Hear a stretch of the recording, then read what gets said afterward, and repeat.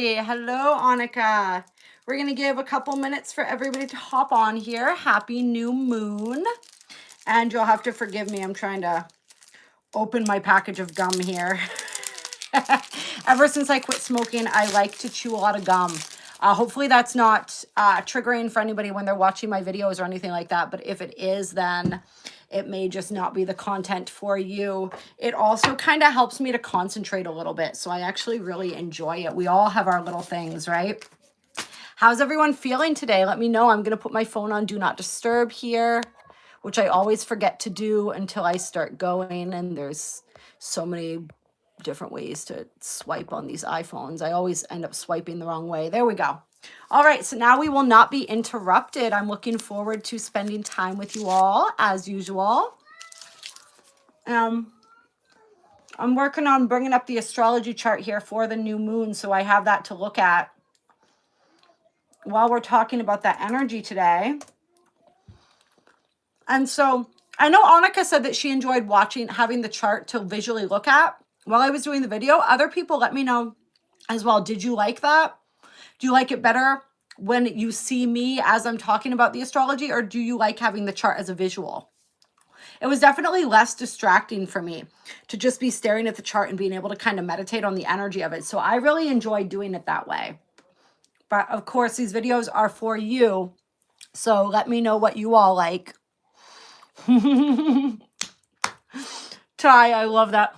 For anyone who's watching the replay who can't get the live chat, Ty just said, I came here to kick ass and chew bubblegum and I'm all out of gum. Fortunately for everyone, I'm not out of gum today. So hello. I'm going to,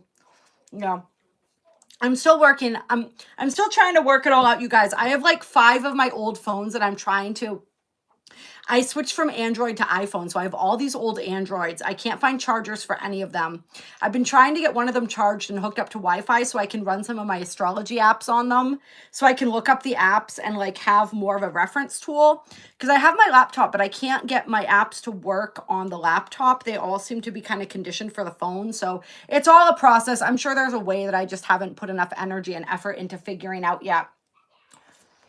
It's just like, this is what happens. Like, honestly, like it probably looks like I have ADHD or something when you guys are trying to follow along and seeing me like stumbling through figuring a lot of this stuff out. I don't think.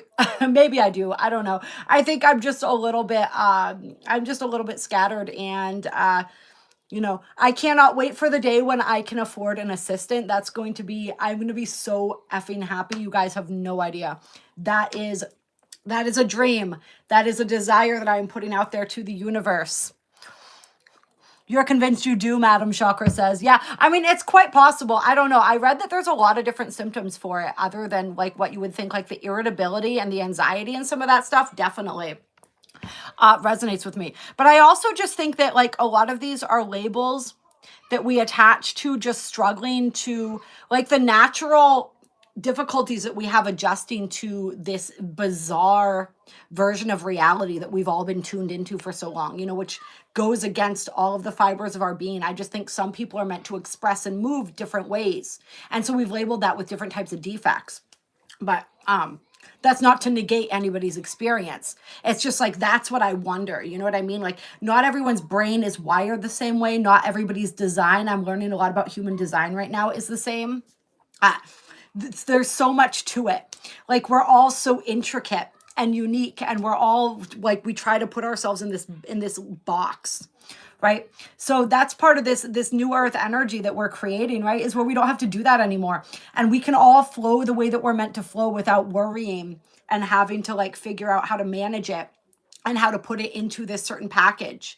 And those of us who can't, like, will have and attract the people that are those types. You know what I mean? Like, I'll be attracting into my reality somebody who is the organizational type, who is the type who is really good at all the stuff that I'm not. And they'll like, we'll all work together and to support each other, so nobody has to really significantly alter the beautiful way that they naturally move in the world, the way that they create, I guess we could say.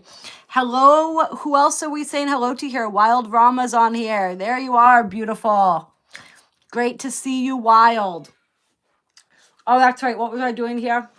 I was looking for there's that new moon. There we go. In all her glory. This is such I always say this, but it's true, right? Every single time it's true. This new moon, the energy of this is absolutely massive. This is a really beautiful energy though. Uh, some of them have been heavier, right? We just had the full moon in Cancer. That was a really heavy energy. This is a much lighter energy. Oh yeah, then we had the new moon in new moon in Capricorn, the black moon. Then we had the full moon in Cancer. Now we've got this moon, the new moon in Aquarius, 9 degrees of Aquarius. There's just a beautiful flow. It's really opening us up to more of those higher timelines, more of those higher potentials, giving us glimpses perhaps into some of those higher timelines. We got Pluto and Mercury there, playing off of each other, shining and sort of rippling that activating energy forward to the sun and the moon. We got Pluto at 1 degree of Aquarius. We got Mercury at 2 degrees of Aquarius. So there's just like this beautiful initiation energy. We're being initiated into the next phase of our beingness, the next phase of our own energy and our own mastery. And it feels really good. I think there's a really hopeful forward moving energy to this new moon, even though we still have Mars in retrograde. We have Uranus, the ruler of the moon, stationing retrograde, will officially be stationed direct tomorrow. So that is a gorgeous energy. I love that. That is the energy of a change. This is a change being initiated here with this new moon. There's some sort of change. There's some sort of switch up that's calling to us. Some of us know what this is consciously. For some of us, this is happening on an unconscious level, but something is shifting. So it's simply allowing whatever it is that's wanting to shift. I'm seeing the Wheel of Fortune in my mind as we're talking about this right now. I know I love new moons, Ty. I really do. Yeah, especially, the solar or the new moon solar eclipses. Those are my favorites. I mean, they are more fun, right? The lunar eclipses and the full moons in general can be a bit more intense and that heavier sense. There's a lot of purging, a lot of releasing sometimes. The new moons can have that too, but there's that anything's possible kind of energy. And this new moon especially has that anything's possible kind of vibe to it. That, as we used to say, as my friend Kayla and I used to say on our original channel that we started together, all possibilities are possible. Right? So dream that dream today. Hold that vision.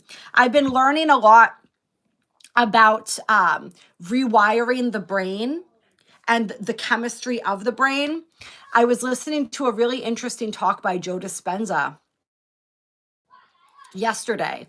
And he was talking about how our brain literally becomes addicted to the emotions that we feel. So, and negative emotions too, not just positive ones, right? So because every time we feel those emotions, there are certain receptors in the brain that get activated. And that those emotions, they produce chemical reactions in the brain. And so this is how people literally become addicted to stress, to chaos, to drama, to anxiety, to desire, to all of these different types of energies. And then when we don't have those things, when we don't have that trigger to trigger that cascade of emotion that our brain is addicted to, we go seeking it out. We seek it out energetically and we draw it to us energetically because that is our energetic frequency or signature. That's what lives within our field. And our brain literally craves it like a drug, like we go into withdrawal when we don't have it. And so people are addicted to these emotional states. And this is where this self-fulfilling prophecy and these vicious cycles of energy come from. Yeah, I guess you could consider it similar to Stockholm syndromes, like Stockholm syndrome of the brain, right? And so it was really fascinating, but we can retrain our brains. We can break those patterns, right? That the way that we've wired our brain through these repeated cycles of these emotions and these energies that we're addicted to. And we can retrain that, and we retrain it by thought and emotion. So thinking a thought with a strong emotion attached to it, like a positive thought with a strong positive emotion. That's what begins to rewrite those channels within our brain. So it's really powerful stuff. And this really directly ties into this new moon in Aquarius, because with Mercury and Pluto so close together here, with Uranus being the ruler of this moon, there's a lot of focus on consciousness, and the power of our words and our thoughts is really amplified right now. So it's like really understanding how reality reorganizes itself around us based on our dominant thoughts and vibration, and how we can shift that by shifting our self-talk, by shifting our vibration, by shifting our vibration, but like shifting, it's the thoughts. The thoughts are so incredibly powerful. Our entire, like the cells in our bodies reorganize themselves based on the thoughts that we think, which are also, of course, based on beliefs. So it's really fascinating how it all works together, and just the power of really taking control of that energy and taking control of the thoughts that we think. And therefore, the reality that we create, the reality that we experience. So I'm going to be sharing more with you guys about all of that. This new moon is particularly really aligned with that energy, not only because of what we just said, but because of the trine that's going on here to Jupiter in Gemini, Jupiter retrograde in Gemini, Gemini being ruled by Mercury, right? So another one of those air signs, Aquarius ruled by Uranus, Gemini ruled by Mercury. And even with the South Node in Virgo there, we talked about in the video, for those who didn't see the video, we also have Black Moon Lilith in Libra conjunct the South Node in Virgo. So that Virgo energy also ruled by Mercury there. So there's a releasing energy there too. That has to do more with the relational templates like we talked about. But remember, relationships aren't just with other people. Our relationship with ourself and our relationship with spirit are the two most important relationships we will ever have. And really, eventually, we come to understand that they're one and the same, right? But that energy is opposing Venus conjunct Neptune and the North Node in the sign of Pisces, with Saturn kind of on the tail end, kind of hanging out on the fringes there, kind of like Mark Zuckerberg when it comes to Trump and Elon Musk, right? So Saturn's energy is still slightly influencing that equation there. So I think I focused more in the video on the relationships with others, but I'm really feeling the power of that when we're looking at our relationship with ourselves here, and sort of where we're releasing with that South Node in Virgo, that perfectionism, where we're releasing with that Black Moon Lilith in Libra, the ways that we've limited, suppressed ourselves based on what we thought society expected of us, based on that desire to fit in, to be accepted, to be loved.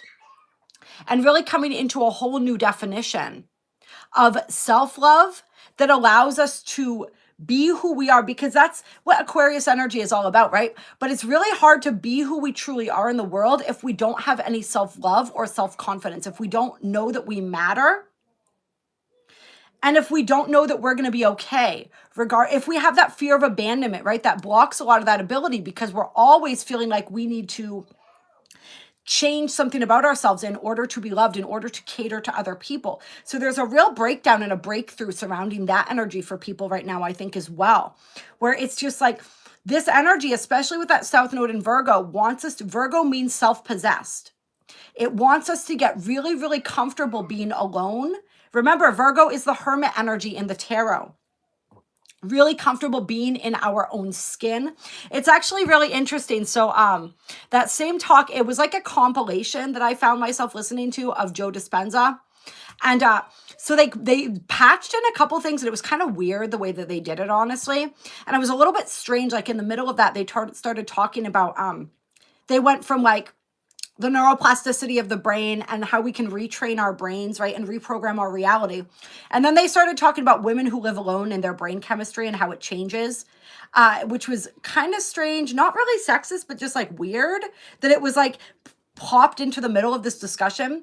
But it was interesting, and I don't think it just applies to women. I think the reason he was talking about women was maybe because traditionally in society, women who live alone or who are independent, like that's kind of a new thing, right? As far as like modern society goes, right? Women have been sort of like made to fit into this role of being the one that needs to be taken care of, even though they are the caretakers for the family, right? But being alone was like a horrible thing for a woman, right? We were called spinsters when we were not married or not with people. So I think that's why he was talking about it with women, just because it's more of a revolutionary concept or energy or idea. But I think it can apply to anyone. It's like the neuroplasticity of the brain and the way that the brain, certain areas of the brain grow stronger, like the areas for critical thinking, for decision making, right? Because you're in that energy where you are making your own choices and decisions, and you're in your own energy all the time. Right? And the reason I think I'm talking about this is because this has to do with that hermit energy, and it has to do with where a lot of us have been as these light workers within our process of feeling that need to go within, to pull back from family and friends. Those of us who don't have families and stuff like that might really enjoy spending time just completely alone. And for some people, sometimes you might not like that. You may feel lonely, you may feel isolated. But this is like, from a more scientific point of view, like helping to show the importance of why that's happening, because it's strengthening us in ways that we could not be strengthened otherwise. And when you're alone, like they talked about in this talk, and I thought it was really interesting. And I remembered like the periods of time when I've lived alone, I really have felt this. And it was really, really beautiful. It's like you wake up, you have nobody else's energy around you. So you don't need to cater to anyone else's energy. You don't have to adapt your energy to please anybody else or to suit anybody else or worry about anybody else's needs. You're just able to fully be in your own energy and your own presence and sort of just calibrate your own energy. So that's what some of us are going to be needing to do. And there's just this really big energy of becoming more self-possessed, of really getting confident in our ability to choose to discern and to just be in our power, in that sense of taking that directive control for our life and our reality. Oh, thank you, Susie. Same here. I absolutely adore you. We may be talking about somebody if I'm perceiving that comment right. Sounds like there might be some weird stuff going on. Hello, Scott. Annika's working her magic there. Hello, Merlomia. Yeah, I'm really enjoying. Honestly, it's kind of embarrassing to say, but there was a long period of time where I didn't really listen to a lot of motivational speakers and spiritual teachers and people like that. Like I had ones that I worked with personally, but I didn't listen to a whole lot because I felt like I knew everything that they were going to say. I know that sounds so egotistical and so ridiculous, but I'm sharing it just in case there's anybody else out there who feels that way. But it's like, even if it's a concept that you kind of understand or have some sort of understanding of, hearing it from somebody else with a slightly different perspective and a slightly different way of delivering the message helps kind of open things up, and it helps put pieces together where like we may have not connected the dots fully. Or it's kind of like the same thing of like people repeat the same message over and over again because we might hear something a million times. And then on the 1 million and first time or whatever, all of a sudden it clicks.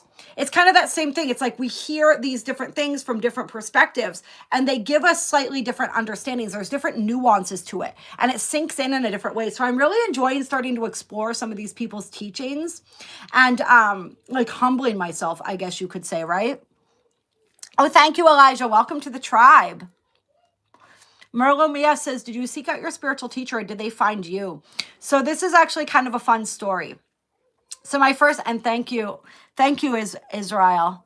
So my first spiritual mentor, what happened was I was in 12-step recovery. I think I was about 4 or 5 years, 3 to 5 years, I don't know, into 12-step recovery at that point. And I had a sponsor. And she had taken me through the steps. And there was a certain level of awakening that had occurred. But I wasn't fully, I knew that there was a lot more to explore. And I knew that I wanted a different viewpoint. And so it was actually during an eclipse. And so I did this ritual out in my backyard during the eclipse. And I asked for my teacher to be called in. Because I called it my spiritual sponsor. And so nothing happened it was like somewhere between 12 and 18 months, I think. And the only thing I can liken this to is that saying, like, when the student is ready, the teacher appears. I don't think I was as ready as I thought I was yet, but I was getting there. And so I went and I went to spend time and go to a concert with a friend who lived out of state. And as we were getting ready to come back the next day, he said to me, you know, at the time, this was before I had a license. I didn't have a license for a really long time, you guys. um, you know, he said, on the way home, I want to stop at this man's house. Like, he's absolutely incredible. I've been going over there. He does these healing circles. He has more crystals than you've ever seen in your entire life, I guarantee. Like, I just really feel like you need to meet him and you'll love him. And so he brought me to this man's house, who ended up being my first spiritual teacher. And as soon as I walked in and we met, there was like a recognition that clicked, and I was like, oh, that's who I asked for. This is my teacher. This is my mentor. And I spent that first day, I think I was there for like 6 or 7 hours, maybe longer than that. And then we started working together. And he was absolutely amazing. I talk about him actually quite a bit on here. His name is Glenn Jones. And so him and his partner, who he met a few years after I met him, they have a YouTube channel called Glenn and Heidi's Healing Heart. I don't know if they really have much on there. He's not much for the social media kind of energy. That's not really his jam. But I love to give them shout outs every chance that I get, because they're both absolutely amazing. And he's such a beautiful, beautiful person. They're both such beautiful people. And essentially, like, his mission was to help me get out of my head and into my heart, and to learn how to fall in love with myself. That's what he used to say to everyone. It's something like, I provide a space for you to fall in love with yourself, if you so choose, or something similar to that. And like, he really, really did. And he's just emanates this beautiful, beautiful, loving energy. And he's just incredible. So yeah, that's how I found him. That's how I found him. What's this channel about? Hello, DXR. It's about ascension, expansion, awareness, astrology, aliens, spirituality, you name it. We're all here sort of navigating our awakening process together, talking about sometimes current events, talking about where we're at within our growth journey, supporting each other in our growth and our evolution, and supporting us in the process of setting ourselves free. That is my mission on this planet. It is to set myself free and to teach others how to set themselves free, right? Because that's what we're here to do. Liberation. That's it.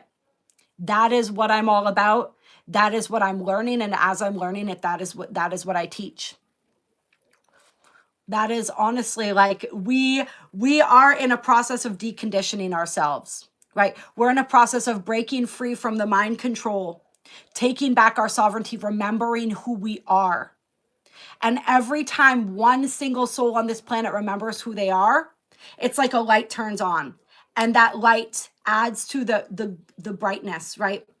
As this planet continues to go, it raises the vibration and frequency of this planet that much more. And as we begin to remember who we are, there's many phases of that, right? It happens in, just like healing, it happens in spirals, it happens in layers. Yeah. Hello, Dee, by the way. Great to see you. I'm so glad you caught it the live as well, Miranda. It's generally going to be every Wednesday at 2 p.m. Eastern Standard Time, unless something comes up, and then I'll always update it. I try to now have it waiting in queue so that everyone can see that the live is happening, like the premiere or preview or whatever, so you can see when the upcoming live is happening. But if you don't see that for some reason, just show up at 2 p.m. on a Wednesday. And if for some reason we're not here when you show up, check the community tab, because that's where I'll post the announcements as well, if we have to change the date and time of the live stream. Yeah, I know you sent me something like that, Dee. I haven't checked it out yet. I will. There's just so much that is so fascinating within this world. So much to study, so much to learn, so much to listen to. I actually got inspired today to maybe start a podcast on a different channel. I don't know if you guys would be interested in that. Just where I interview different people who, on different subjects, spiritual subjects, esoteric subjects, different things like that.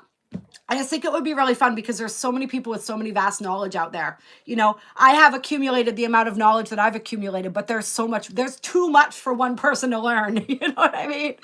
Like, I'm studying astrology still. I'm getting ready to study galactic astrology. I'm looking into human design, the gene keys, and my head is like about to explode. You know what I mean? Like, there's just, it's an infinite amount of wisdom.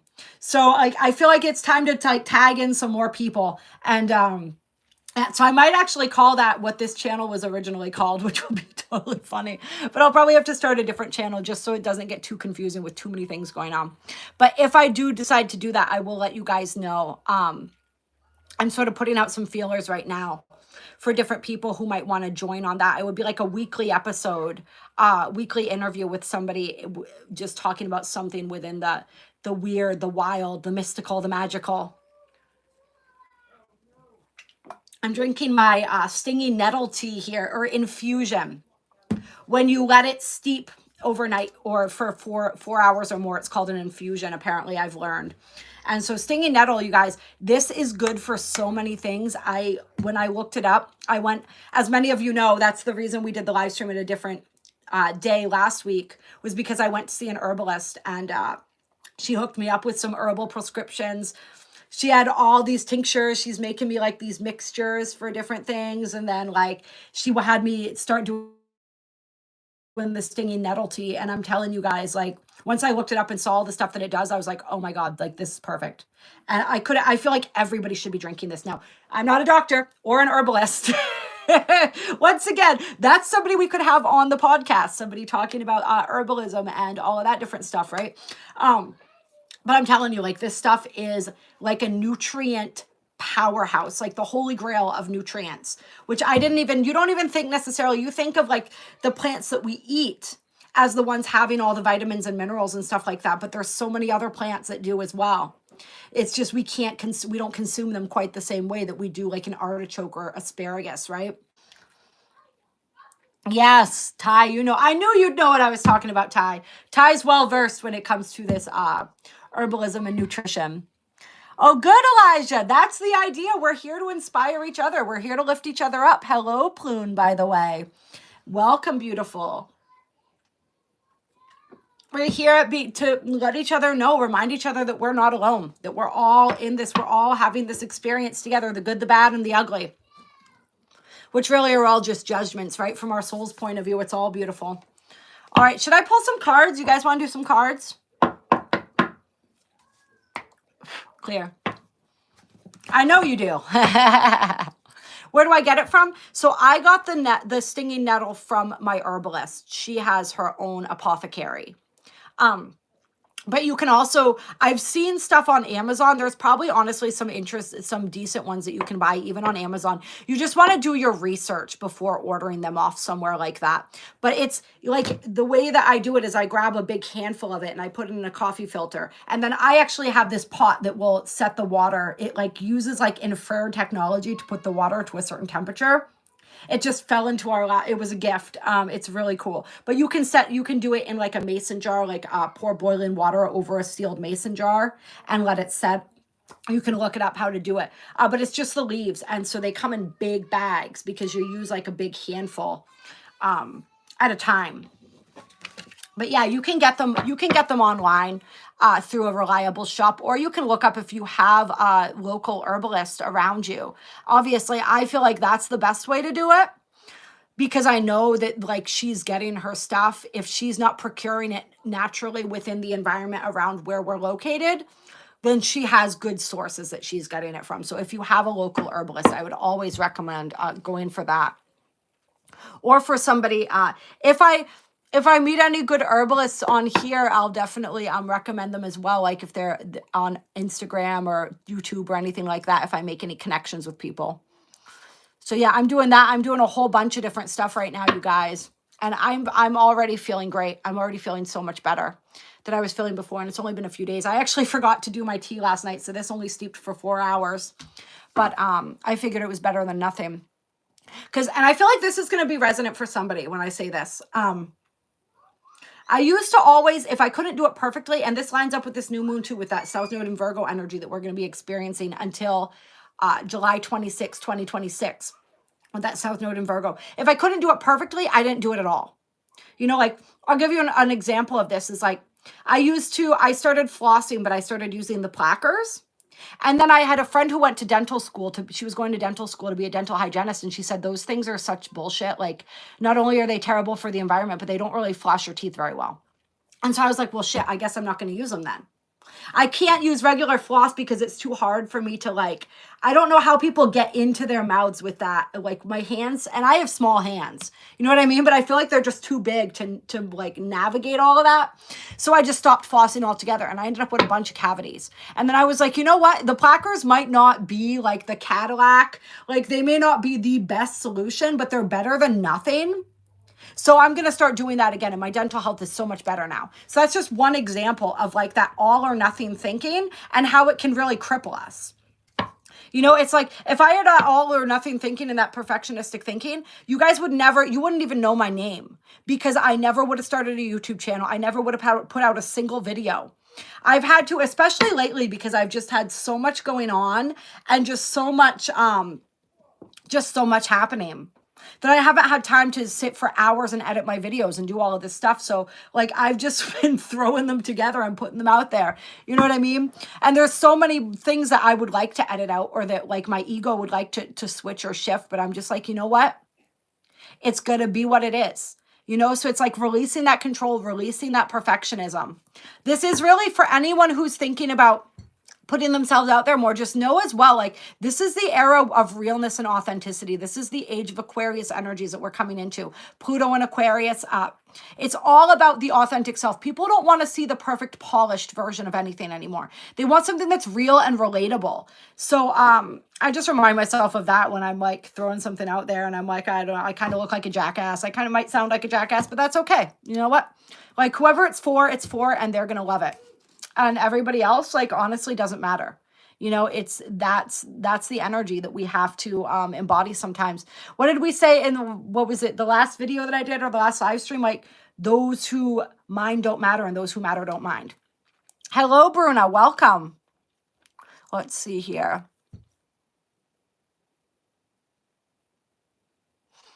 Oh, interesting, Ty. Interesting. Oh, Dee, that's nice. In Alaska, so it's stinging nettle grows in abundance in Alaska as well, it looks like. Comes out strong and vital in the springtime, as we all do, right? And I don't know if those links are working yet. They may not be working. I haven't had time to research how to get the links to work in the chat. So if they're not working, just know that the links that Annika is posting, you can find them in the description box of most of my videos. If you want to join the channel membership or the Patreon, we're going to be doing the Patreon call right after this one. We're going to be hopping on there and doing the Zoom call for Patreon. Oh yeah, water picks. I did use those for a while. I think it was, I ended up breaking up with my partner many years ago and moving into this house where I had like 7 or 8 roommates and we all shared 2 bathrooms. I think there were like 2 bathrooms total in this house and the sinks were really tiny. So I couldn't keep my water pick. I had like an electric toothbrush with a water pick. I couldn't keep it in the bathroom. And so I stopped using it and I just never got back to using it again. But water picks are awesome. Thank you for reminding me about that actually, because that's something I might actually pick back up again. So I appreciate that, Ty. Hello, Vital Life Vlogs.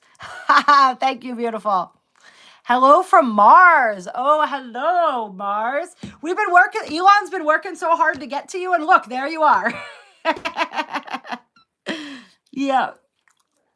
Hello, Michael, by the way. Hello, Lindsay. I hope that wasn't creepy the way I just said your name. All right, clear. Spirit, let's give some guidance for our okay. All right. Hello, Ahmed. I was starting to shuffle and then Spirit said we're going to use the Starseed Oracle.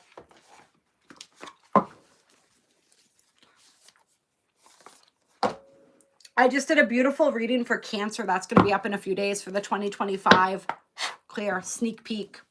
And at the end, we did a Starseed Oracle reading. It felt like it was almost like a collective vibe for some of the energies of it. So I said in that I might share it and upload that portion of it for everybody. But some of you guys, when that Cancer reading comes out, if I don't, go and check it out because it was really powerful. We're going to see what else Spirit has to say, what a guidance Spirit has for us regarding or with the Starseed Oracle, what guidance for my beautiful light workers and starseeds, my empaths, my children of love light. Hello, Carl. Welcome. What guidance as we move through this powerful new moon portal? Chinese New Year as well, right? The Lunar New Year, the year of the wood snake, that beautiful earthy energy combined with the powerful and regenerative energy of the snake, shedding the skin, shedding the old timeline, right? Hello, Nicole. See what we got here. First card out, a new earth. It's happening. Keep holding the vision. Especially today in this energy. And I think before we close this live stream, we're going to do a little bit of a group meditation, just where we all connect within like the sacred geometry of our hearts and hold that vision. And not even necessarily, it's the emotion of it. The emotion is so important. And I think this message is coming out because Spirit wants to remind us there's so much chaos going on in the world, right? We know that creation begets destruction begets creation. But as we're seeing the matrix falling, as we're seeing that old timeline crumbling away, it is there's this disheartening energy sometimes. You know what I mean? Where we start questioning things. Sorry, I got to make sure my laptop doesn't die in case I need to look anything up here.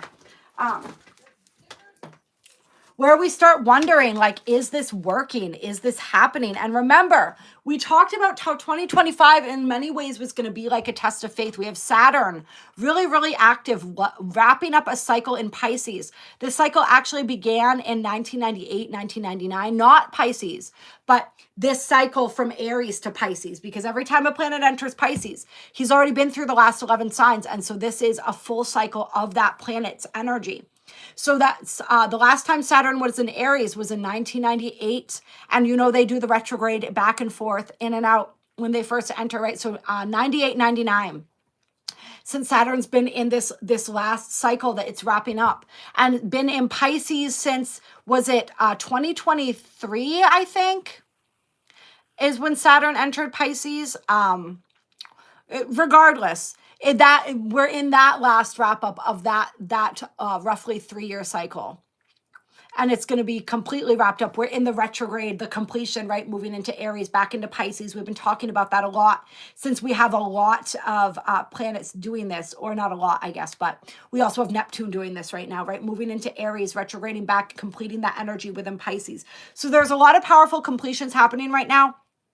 Saturn is in this completion cycle, is meeting with Neptune. He's connecting with Jupiter in those opening squares from the Great Conjunction. Saturn is squaring off with Chiron. Jupiter is not Saturn. But still, we got a lot of Saturnian action here. So there's a lot of that quest for truth, that quest for meaning, and that those periods of time where we start to feel a little bit hopeless, a little bit powerless, right? Where we're initiated into a deeper level of faith by feeling that energy that kind of almost like it's almost like it invites us to give up. Like, are you sure though? Are you sure you really believe in this?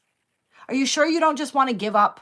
Are you sure it wouldn't be easier to just like go back to the old you, go back to the old? But remember, we can't do that. Your old timeline no longer exists. It will not have you back. It does not want you back because you are not a match for it.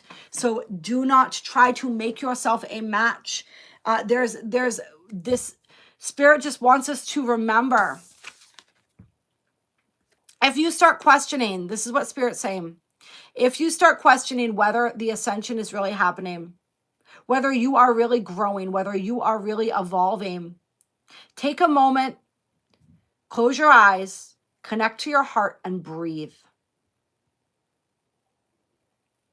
Do this 3 or 4 times, cycling through your breath. And at the end of that, you could do the 4 breathing, right? In 4, In for 4, hold for 4, out for 4. Doesn't need to be anything that precise though. Just breathe into your heart center. Your heart will remind you.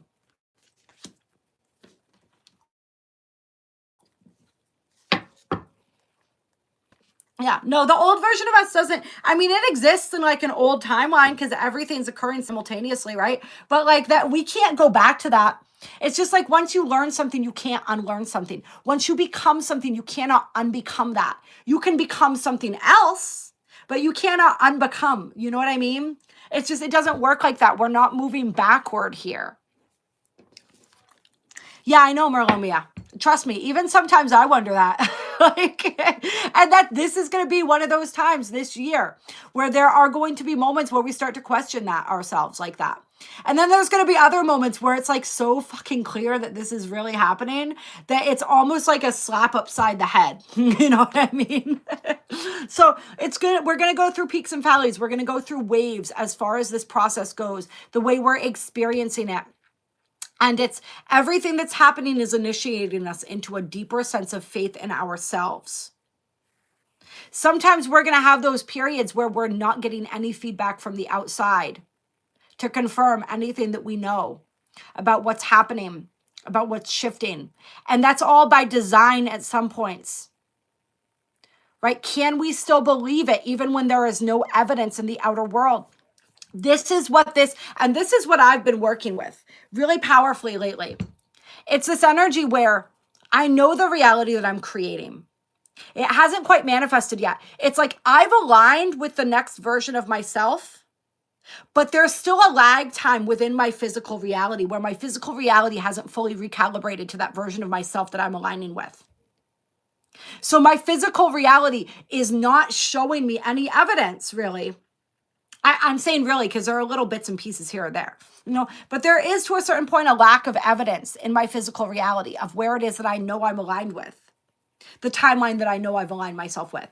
So it takes some faith in that sense as well, to be able to simultaneously appreciate the reality that we're existing in, but at the same time, in a sense, look through it too, and not buy into it, if that makes any sense.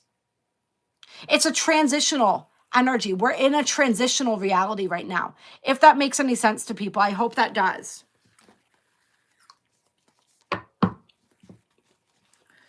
So keep holding the vision for humanity, for your own life, and know that whatever vision you have for your life, that vision is there for a reason. Okay, you are meant to achieve that, and don't talk yourself out of your dreams. And also don't place a value judgment on your dreams. All right. There's like certain things that are programmed into us. I'll give you guys an example. Like I am manifesting and stepping into that billionaire energy. I've moved right beyond millionaire into billionaire. That's what I'm creating. That's what I'm manifesting. And the spiritual teachings, a lot of it would have us believe that that's greedy, that that's wrong, that we're not supposed to want abundance, that we're not supposed to be like calling in that energy. So it's like those things that we have to not listen to. If there's a reason that I feel called to align myself with that frequency, there's a reason for it. Just like whatever your frequency you're feeling called to align with, there's a reason that you're feeling called to align with that energy. So don't let anyone or anything tell you that like you shouldn't, or it's not right to want that, or, there's a lot of programming around people with a lot of money, right? With a lot of material wealth. Like that they're evil, that they're bad, that you have to do bad things to get that amount of money. Those are paradigms that we're shattering, right? Those are the old paradigms, the old belief structures. We are shifting out of all of that energy. No, Ty, there's a lot of retraining of the brain that has to happen to move into that energy of not being scared of being a billionaire, because there's a lot of programming that actually conditions us to be afraid of that, to be afraid of so many things. You know what I mean? But like, think about one of the things that I think about besides just sunshine and not having to worry and that complete sense of freedom is all the things that I could do with that money, all the retreats, all of the ways that I could bring people together, the communities that could be created. You know what I mean? We all, so like the reason that I'm sharing that and I'm using that analogy is because we all have our own individual dreams that are related to what it is that we're here to create and the templates that we're here to bring forth for humanity. All right. And so I'm not doing personal readings, guys. This is more of a collective reading, just so people know. But my information is in my bio if you want a personal reading. And go ahead and follow me. Actually, I don't know if you can. If you already have TikTok, you can follow me on TikTok. If you don't have TikTok right now, eventually the app will be able to be downloaded again. I know they've frozen that for right now. I'm going to be doing live streams on there where I do card pulls. And sometimes I might do those on here. It's just not particularly what we're doing today. Just so people know. Yeah. Annika, you are a fucking boss in the chat today. Clear. Thank you for getting all that low vibe energy out of there. All right, so let's continue here. But this is what I'm saying, like dream big. Do not limit yourself. And just know if you're in that same place that I'm in right now, where like your outer reality is not yet matching what you're aligning yourself with vibrationally, just don't allow that to discourage you. Don't allow that to perturb you. It's like seeing right through that, right? My goal, my mission is to teach people how to set themselves free, and that's in every sense of the word. So that means to master the physical world. That's part of what we came here to do. That's part of our training, right? Is to learn how to master creation within this plane, within this dimension. And so that is part of what I'm here to do, what I'm here to teach people. But what I'm doing right now is I'm learning how to do it. And then as I learn how to do it, you best believe I'm going to be sharing that information with all of you, because we are all meant to live in complete abundance, right? We are infinite creation housed in this human form. Okay, we are limitless possibility and abundance. We are infinity. So why should we desire anything less? And hello, Umu, is that how you say that? Trust the timing.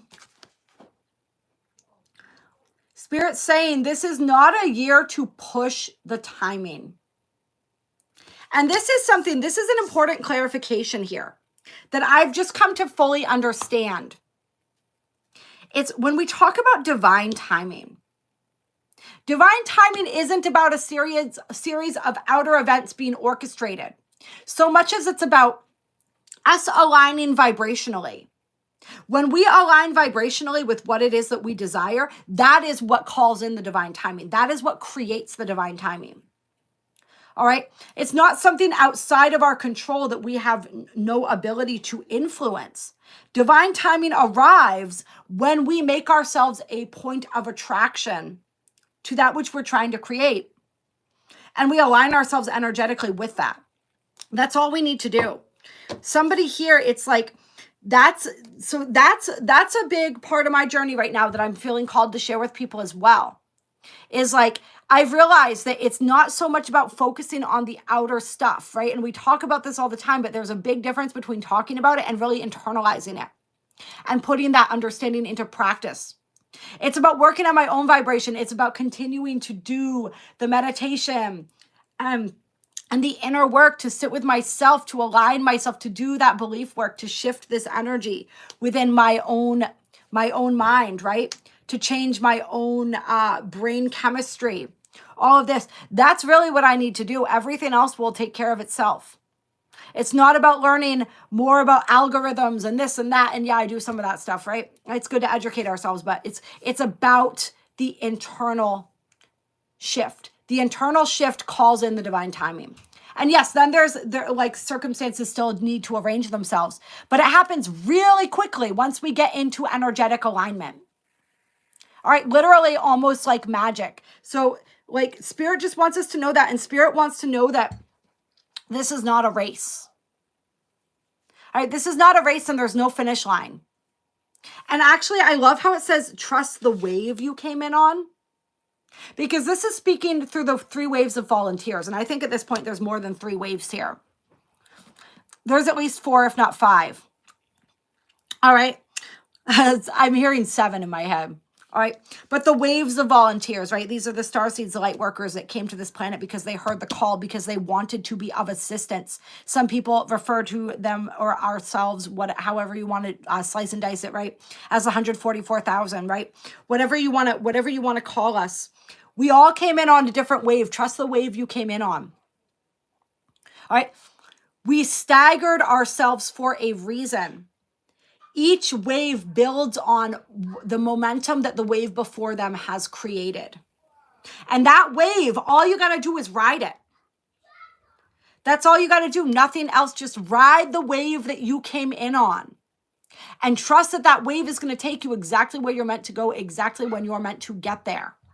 Hello, Bliss. Welcome. Time is not running out. We have all the time in the world, baby. Time is an illusion, right?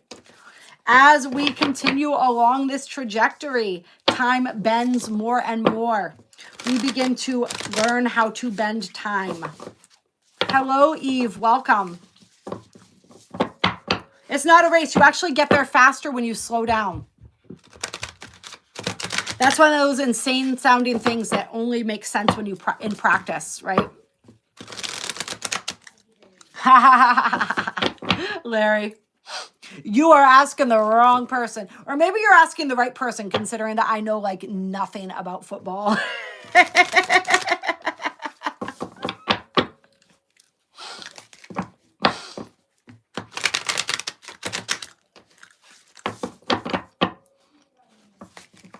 Yeah, I don't think we're meant to know. I don't know. I feel like there's possibility. All right. Ha, D says shift your mind and your ass will follow. Yes, we can questions. No, I'm not doing personal readings for people. We're doing a collective energy reading.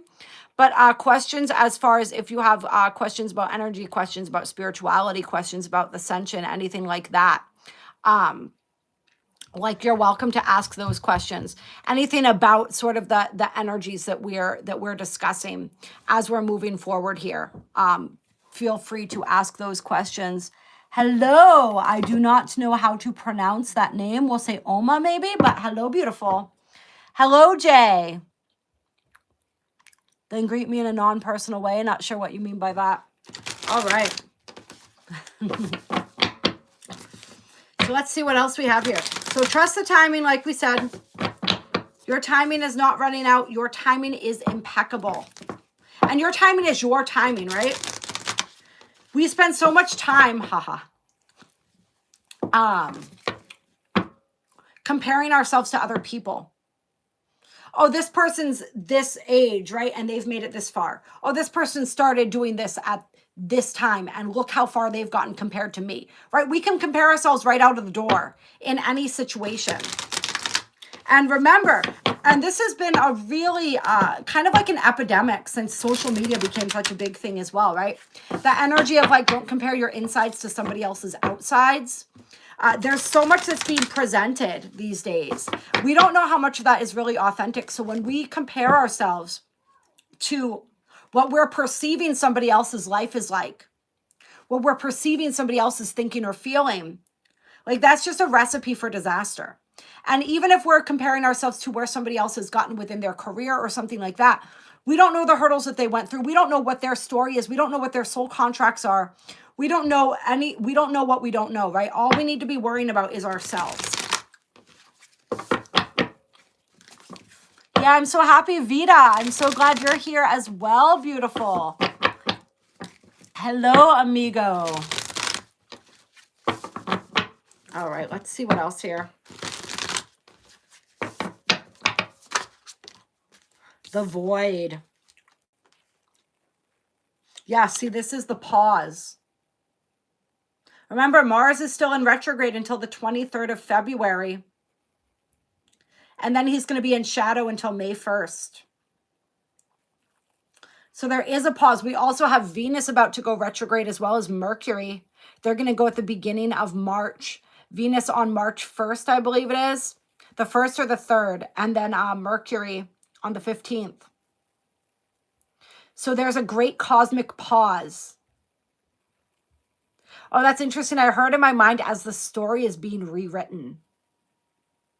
Ooh, that's like that aligning, right, with that timeline, calibrating to that timeline as things are shifting, as the story is being rewritten.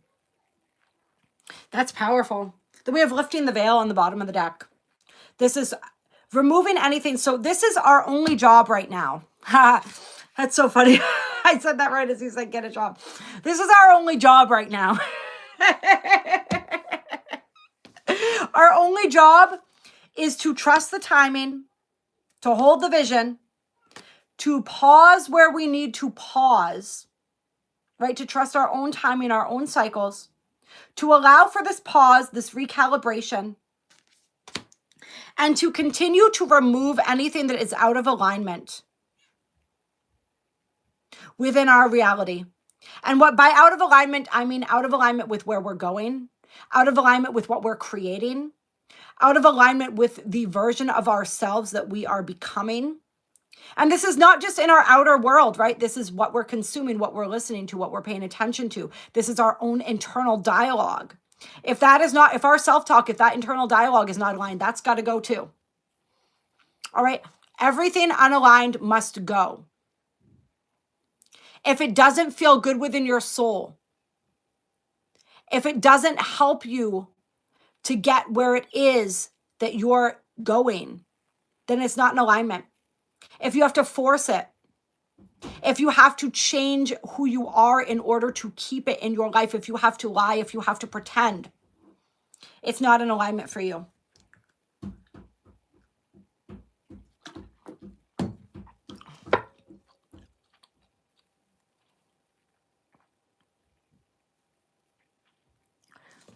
Eve, I feel like that's a loaded question. I feel like are you purposefully creating the metaphor with the clothes, right? Like there's something you need to sort out and it's just so overwhelming that you don't know where to begin. That feels like really profound. Is there anybody else who feels that, how profound that is? Just start with one thing. Just start with the easiest thing. Socks, shirts, pants. Pick one article and go from there. And like, let's allow for that metaphor to, like, you guys know, like you're picking up on how we can apply that to our lives, right? It's about just starting anywhere sometimes.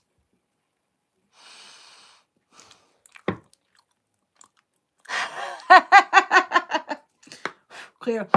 I love riding motorcycles, but I've never actually driven one. I've always been a passenger. I don't trust myself to operate heavy machinery like that without like the safety of the metal surrounding me, right? Like in a car.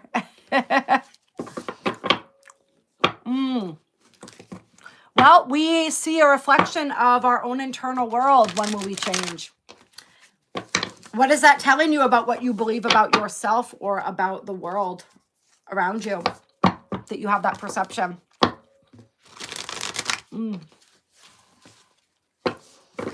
Yeah.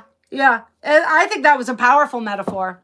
I think a lot of us are feeling that way right now, Eve. So thank you for sharing that. Everyone, check the links in my bio if you want to book a reading. I am going to come out with some more, some other options, like smaller things. So stay tuned for that. I'll also do different live streams, possibly where I pull cards for people, but this isn't one of those particular live streams. Hello, Linda.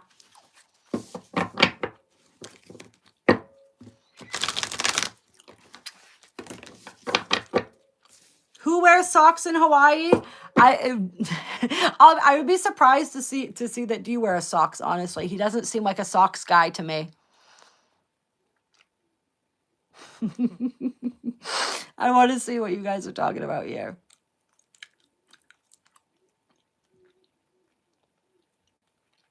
When we get towards the end of the collective reading, if there are still people on here who want card pulls, we can do that. Just for people who know, I don't want to just say that we're not going to do any personal pulls. I'm just going to say like we're going to wait toward the end. I missed what Michael said. Clear. Hello, Linda. So yes, getting comfortable in the void. This is also getting comfortable in the unknown.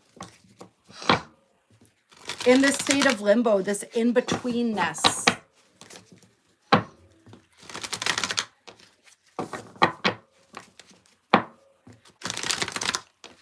We're going to get one more card from this deck, and then we're going to pull a crystal card.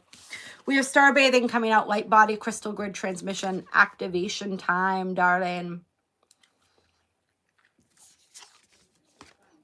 And then we have I Remember. And I love how this was connected to the golden children, because this is about, on one hand, the inner child and our own spiritual gifts. I'm feeling this energy of like this remembrance here, also being like this remembrance and this reconnecting with our innocence, which is our divinity in a sense.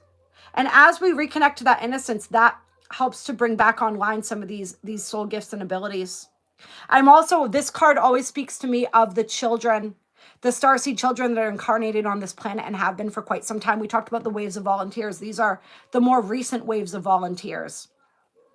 And how their energy is actually, it's like interacting with them helps to activate some of our own gifts and abilities.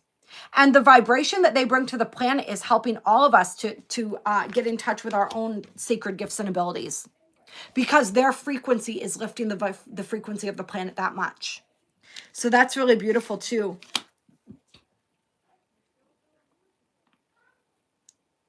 But it's this, there's also just that powerful energy of reconnecting with our innocence.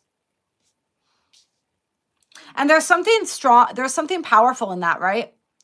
When we think about how hard organized religion has fought to make us feel as though we are not innocent, right? Original sin, all of these concepts, all of these energies that keep us punishing ourselves for being human while we're at the same time sort of brainwashed into this lower, more primal energies, right? So it's just really fascinating how there's something really powerful about our innocence and about the act of reclaiming that. And there's also something, I'm feeling this with the innocence too, connected to the children, right? Because this is why children are so precious, because they've retained that innocence. And as we continue to rescue the children and put an end to, it's so funny, someone just said conspiracy theorist, because I'm about to go there. Put an end to the child trafficking, the sex trafficking, all of the horrible abuses of the children. And this is coming to an end. There is a crackdown. We've had, I think it was something like 80,000 of the 300,000 children just in the US that went missing at the border have been located already just in the last week or two. What was it, week? How long has it been since the 20th? I don't know. 9 days, right? And this is happening worldwide too, where we're cracking down on this. The child trafficking rings, the human trafficking rings. We are restoring the innocence of these children. We are protecting these children's innocence. And as we continue to do that, that lifts the vibration of the planet as well. And it's almost like there's some sort of connection where it's like, as we preserve their innocence, it preserves our own innocence, or it returns that innocence to us. It's almost like when this innocence is being stolen, for lack of a better word, it's harming everyone, not just the children. And as we begin to reclaim these children, to save these children, right, to prevent these atrocities from continuing, that energy, it's like something returns to us as well. So that's really powerful.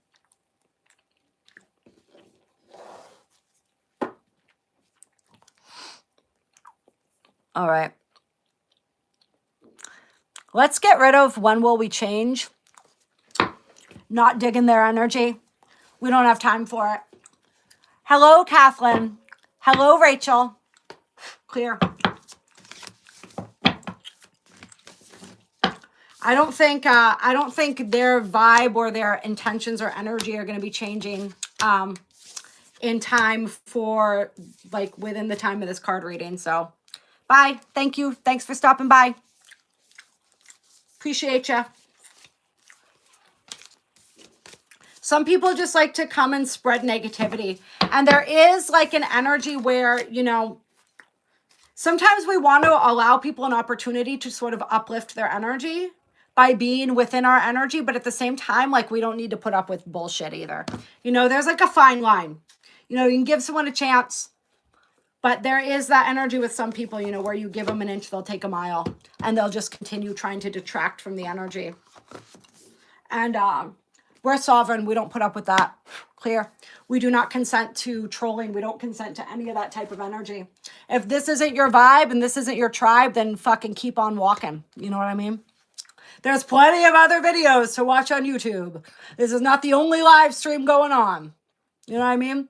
Like, and we have to be aware that as we continue to shine our light, as we continue to share our messages, we're going to trigger people. And that's part of what that is. People are getting triggered, you know, and that's okay. But they can be triggered somewhere else, right? They can be triggered somewhere else. We don't have to like continue to indulge that energy. You know what I mean? Oh, that's interesting. You said you felt a little betrayed when you figured out that the original sin belief system wasn't serving you. Interesting. Betrayed how? Just that you had been convinced that you were bad for such a long time, and then you realized that God wasn't saying that at all? Like feeling betrayed by the people that taught you that is what I'm assuming, right?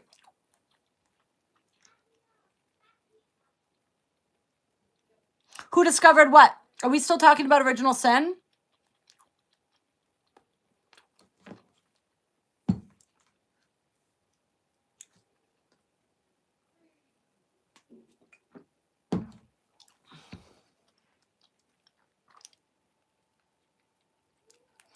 Thank you, someone. You're very sweet.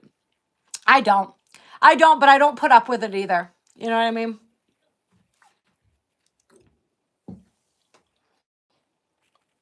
That took forever to type. What did you say? Oh, yeah. Oh, because you typed out about all of that. The person who discovered what, though? Eve. Oh, astrology. Okay. Astrology that can chart missing people. Oh, interesting. I mean, there's astrology for everything, you guys. There's astrology for absolutely everything. That's what makes it so wonderful to study and also so overwhelming.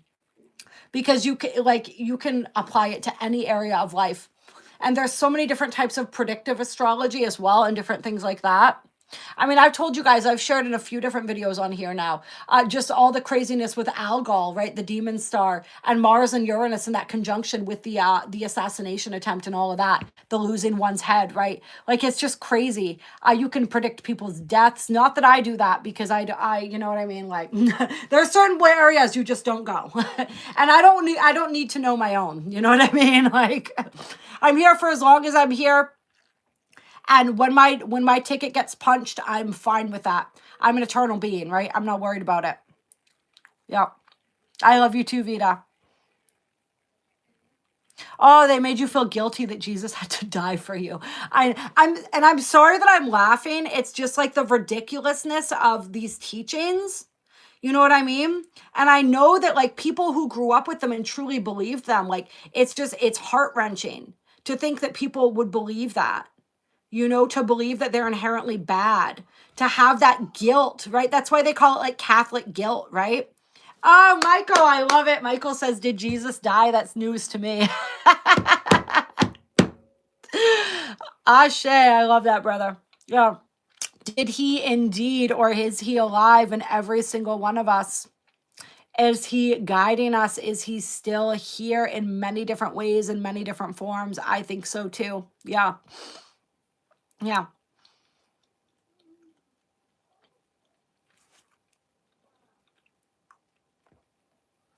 I mean, death, we know death is just an illusion, right?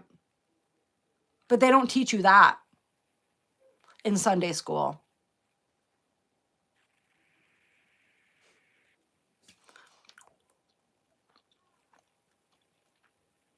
Yeah. But think about, yes, Jesus suffered greatly, but think about how many of us, like, we all suffer in our incarnations to different levels. You know what I mean? And we know that when we come here. He knew when he came here. That's what he was meant to do, for the purpose of bringing that Christ consciousness to this planet. you know, and for everything else that would transpire after. There's reasons for everything that happened and for him coming here and everything that was set in motion that we don't even fully understand yet. As far as like the creation of Christianity and some of these other religions, and just there's so much that came out of that. And there's just so many levels to everything, I guess is the only way to put it, that we don't even fully understand. Yeah. He's a consciousness, you know. He was also a real person. I used to believe that maybe he wasn't real, you know, like they say there's no proof that he ever actually walked the earth. But I mean, I was there. I know that now. He came here to this planet. I mean, if we're to believe that the term ascended master, right? He came here many times before his final lifetime. Yeah. There's so much to learn. And I was saying, I'm trying to remember, I can't remember what platform I was on where I was saying it, but I was saying that 2025 feels like the year where it's like each rabbit hole leads to another rabbit hole, which leads to another rabbit hole. It's like what we thought we knew was going to constantly get challenged, and there's going to be a deeper truth and sometimes darker truth for a little while here is some things revealed to us. It's going to be like a crazy acid trip. So you guys just prepare yourselves. All the things that we don't know, just get used to not knowing.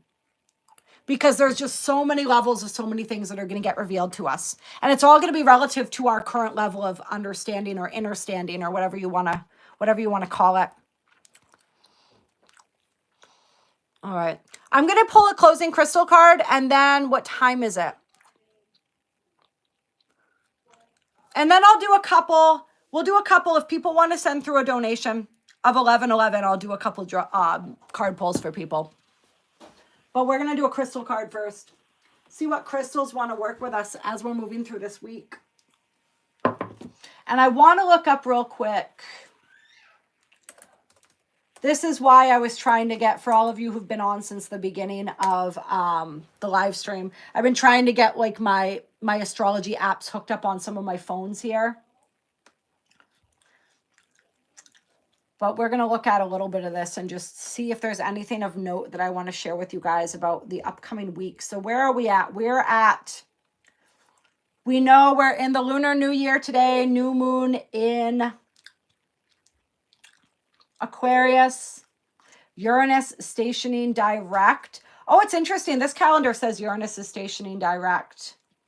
Am I in the right year? Hold on here. 2024, that's why. We've got to go to 2025. Uranus stationing direct, essentially right now during the new moon. It'll be fully stationed direct tomorrow.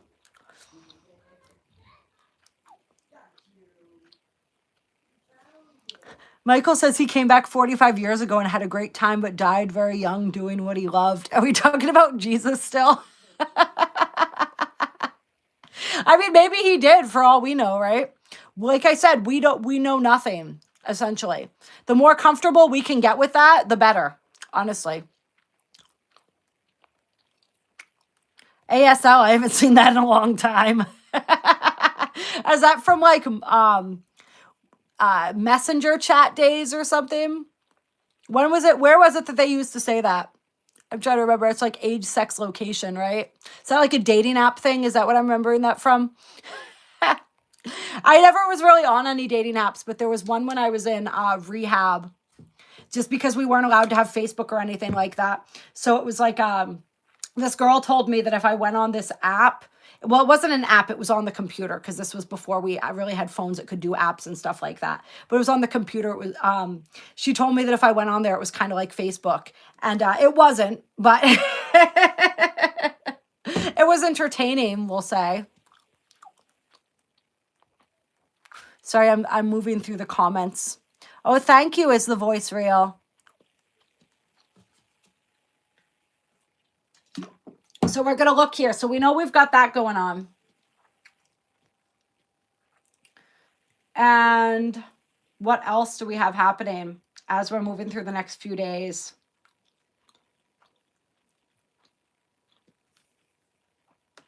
Move into February, see if there's anything. We're in February, you guys, in a few days. That's awesome for those of us who are in cold climates, right? I know a lot of people have said January has felt like the month that's never ended. I know in the USA where I live, the whole country is actually experiencing winter this year, not just certain parts of the world. Here we're experiencing, it's just been so damn cold. It's finally getting warm enough on some days that it's able to snow. So we're starting to get snow dumped on us a little bit here.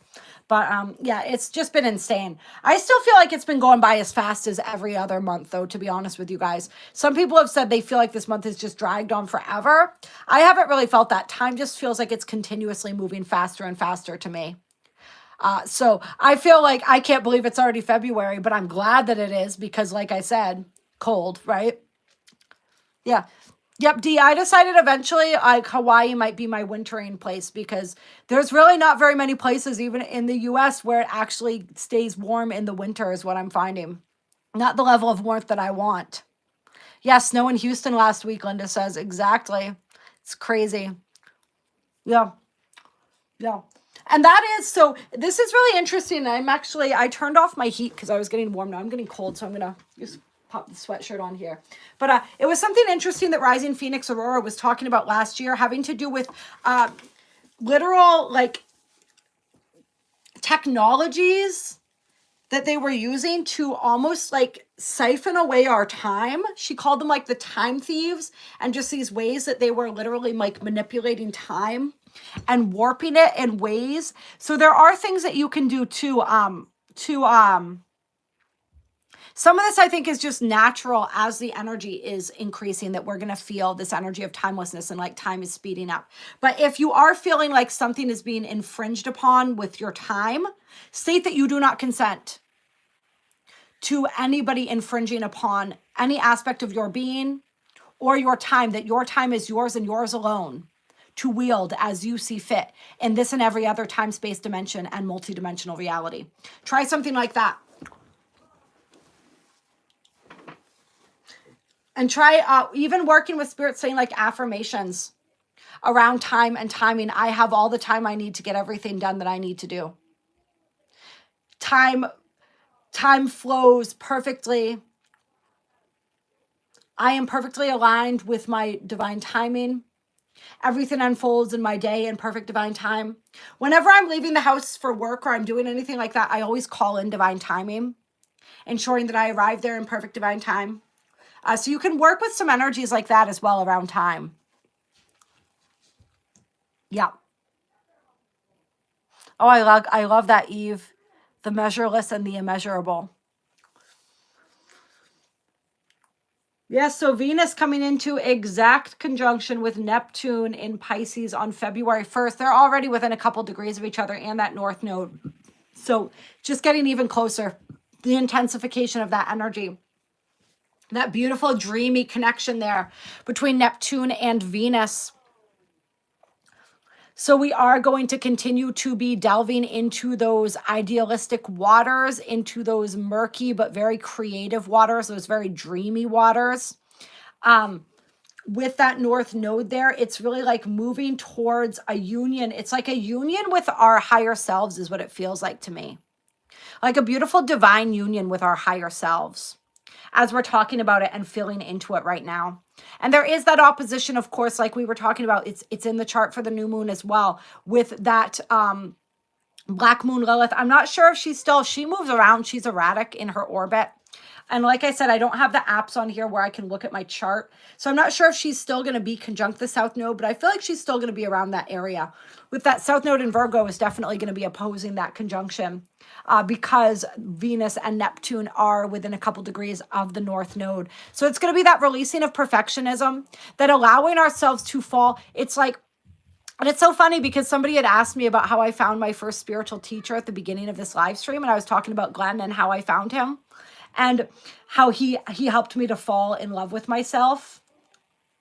And that's the energy here, is that energy of falling more deeply in love with ourselves. That's what that Venus conjunct Neptune energy conjunct the North Node is inviting us to do. And in that process, to release that self-critic, which is represented by that South Node in Virgo. To release that energy of perfection, to see ourselves as perfect, just as we are. and to allow for that beauty, our beauty to continue to unfold and that perfection to continue to be revealed to us. And just allowing for our healing journey and allowing that, like we talked about, the timing is perfect with our healing process as well. Knowing that it's okay. So it's like accepting if we still feel critical of ourselves sometimes. Accepting if we still have moments of self-judgment.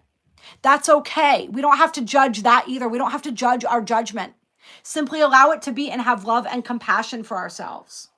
And then we have Venus entering Aries on February 3rd and Jupiter stationing direct in Gemini on February 4th. So action-packed week here, you guys.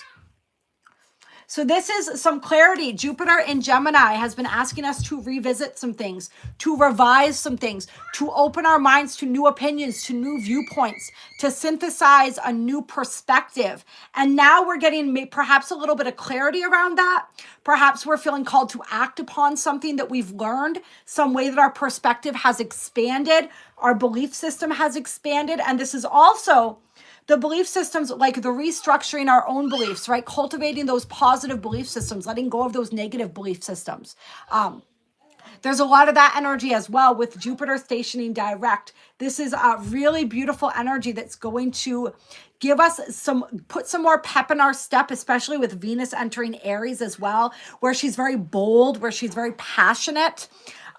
There's just a lot of hot energy. It's like Venus gets that connection with Neptune. She's receiving that even as we speak right now during this new moon.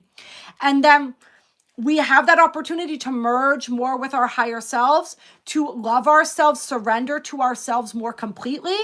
And then Venus moves into Aries and we get that burst of courage and confidence. And we're kind of like strutting our stuff a little bit maybe. However, on the 10th, Venus is going to station retrograde, or not on the 10th. When is it? It's in March. Never mind, you guys. I'm just kidding. She's going to be at 10 degrees of Aries when she does. That's where the 10 was coming from. She's got a little time in Aries first before the retrograde. So we're gonna trace back on that energy a little bit, right? Anywhere where we're still needing to step more into our courage, into our confidence, where perhaps we're needing to look at and revise some of the reckless ways that we behave when it comes to money, when it comes to love, when it comes to desire nature, and everything that Venus represents. Like, we'll be looking back over some of that stuff during the retrograde. But right now, like, I feel like it's a really beautiful, when Venus first moves into Aries here, this feels like a really beautiful energy. Thank you, Redneck Rebel. Sorry, my voice went out when I said the rest of your name. That was weird. So yeah, that compared with Jupiter stationing direct, I feel like the 3rd and the 4th of February. And remember, 2-2, February 2nd, we're going to have that 2-2 portal as well. So really, during that 2-2 portal, to have Venus entering Aries the next day and Jupiter stationing direct in Gemini, so Jupiter already slowing down, feels like a really beautiful blessing of energy, right? Like something, I don't know, it just feels like a good, like a lucky energy. You know, obviously luck is something that we create, right? It's what we create through our vibration, through our frequency, through our belief systems. Luck isn't really real in a sense, but it can be fun. I still tell myself that I'm lucky all the time because I like the idea that I'm just opening up to abundance and beautiful blessings and joy dropping down on me from any and every direction at any moment. More joy, more abundance, more bliss, more blessings, right? So I cultivate that lucky girl energy. I definitely work with that. But really, like, what is luck? But it does feel like blessings coming in around that 2-2 portal. There's like remember the 2-2, the 2 represents duality. It does represent contrast. So for some of us, the blessing might be a contrast, a contradiction coming up that gets us to think more deeply, that gets us to appreciate something. But there's like a revelation here. Within this first week of February, there's a deeper appreciation for certain aspects of our journey, of our experience. And there's a balancing energy here. The 2 is the 2, it's duality, but it's also the masculine and the feminine, the yin and the yang, the positive and the negative, the dark and the light, right? So there's this beautiful balancing energy where we're receiving wherever it is that balance is needed. It's almost like that energy is pouring in and streaming in to assist with that calibration and that balancing. So I really like that for us. And Let's see. Venus sextile Pluto on February 7th. So that's going to be another really energizing energy. Very, that's where we really have that charisma working for us, that je ne sais quoi. So February 7th is definitely a good day to go after something that you want. Just make sure that you really want it, that your intentions are pure, and that you're not acting out of, you're not like reacting, right? But if you have your sights set on something, that's a good day to get what it is that you want. And then we have what? Sun in Aquarius. Sun conjunct Mercury on February 9th, as well as Mars trining Saturn. So when Mars is trining Saturn, this is a positive aspect. This is where Saturn is coming in to offer some assistance. Mars is still in retrograde here. So that's going to be an interesting energy, I think, with Mars in retrograde trining Saturn.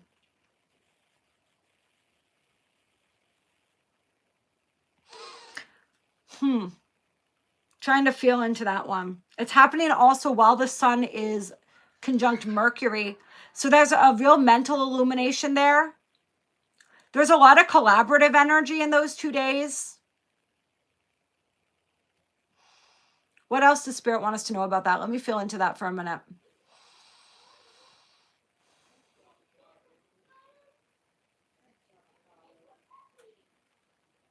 It feels to me like it's a deeper understanding of something that's been holding us back. Whether this is some sort of limitation, self-imposed limitation, something within our emotional, like understanding the way that why we act or react in a certain way in certain situations. And like, it's like an opportunity to master our energy more and to get deeper insight into our energy. And understanding and finding better ways to utilize our energy, more productive ways to utilize our energy there.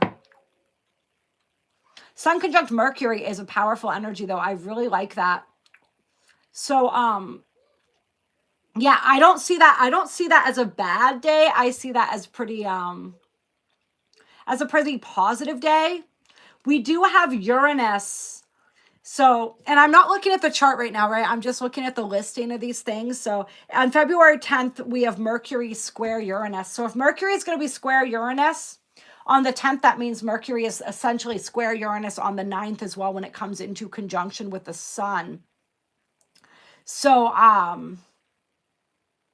that's going to be, so there's definitely some tension there.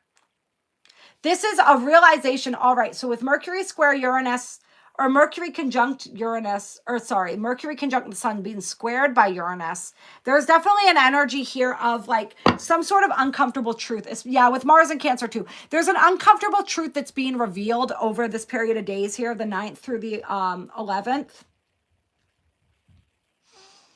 But it's something that we need to know. Like it's useful information, we'll put it that way. Whatever is being revealed to us here, it might be a little bit uncomfortable, but it's like we're seeing a pattern. We're recognizing a certain way of being, of acting, of reacting, and we're getting an opportunity to start doing something differently. All right, clear.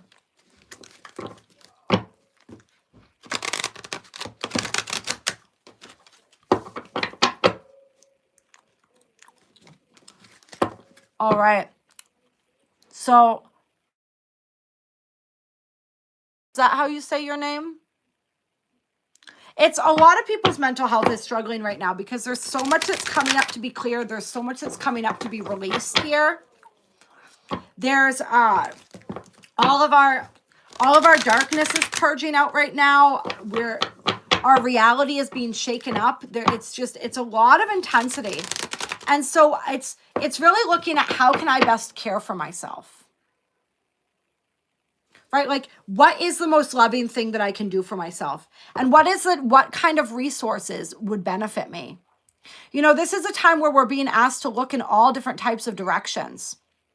You know, like some people actually going to therapy or something like that. A lot of people, especially once they get down the spiritual sort of rabbit hole, Start looking at therapists and people like that, like they suck or they're not. I know that was a simplistic way of putting it, but like they're beneath us because they don't have the esoteric knowledge. That's not necessarily true, and some therapists do. Right? So maybe it's needing somebody to talk to. Maybe it's a new way to process the trauma that's coming up, what's being released. So it's learning how to do that. Energy work can be helpful. There's lots of different things that can be helpful. Sometimes just getting your energy, your body moving can be helpful. I do offer spiritual coaching. If that's something that resonates with you, go ahead and shoot me an email. It could just be finding somebody to help guide you towards it's like making the loving choices for ourselves and figuring out what's coming up with us and how that's wanting to be processed. Sometimes it's wanting to be processed through talking it over. Sometimes it's wanting to be processed through energy work. Sometimes it's wanting to be processed through like literally moving our physical body and moving the energy out of our body. And I have been really focusing for my own mental health lately on diet. Diet's been a huge thing for me, diet and exercise. A lot of us don't realize that if we're not getting the right nutrients, it can cause depression and anxiety and all of these different ailments. And also, yeah, I mean, I've been doing a lot of work with retraining my mind, retraining my mindset. And also just knowing that it's okay to feel what I feel. We're going to have negative emotions. We're probably going to be feeling a lot of them. 2025 is the year of feel it to heal it. So there's going to be a lot of energy coming up within us. We're just meant to let it flow through us. If you need to cry, cry. If you need to laugh, laugh. If you need to scream, scream. You know, like, be aware if you're doing it in public. You know, there's certain places where it's more acceptable than others to do that, right? But find that safe, sacred space where you can be alone and you can just experience your energy, your emotions, and let them move through you. And yeah, like Michael said, ground, clear. Grounding is key. 3:33 on my clock right now. All right, what crystal wants to work with us this week? Yeah, dude, crying is good. Tears are healing. They are literally, water is purification. It's cleansing. When we cry, it's like what we're doing on an alchemical level is so much more powerful than what we realize. The more we're crying, honestly, in my opinion, the better. The more we're feeling, the more we're releasing.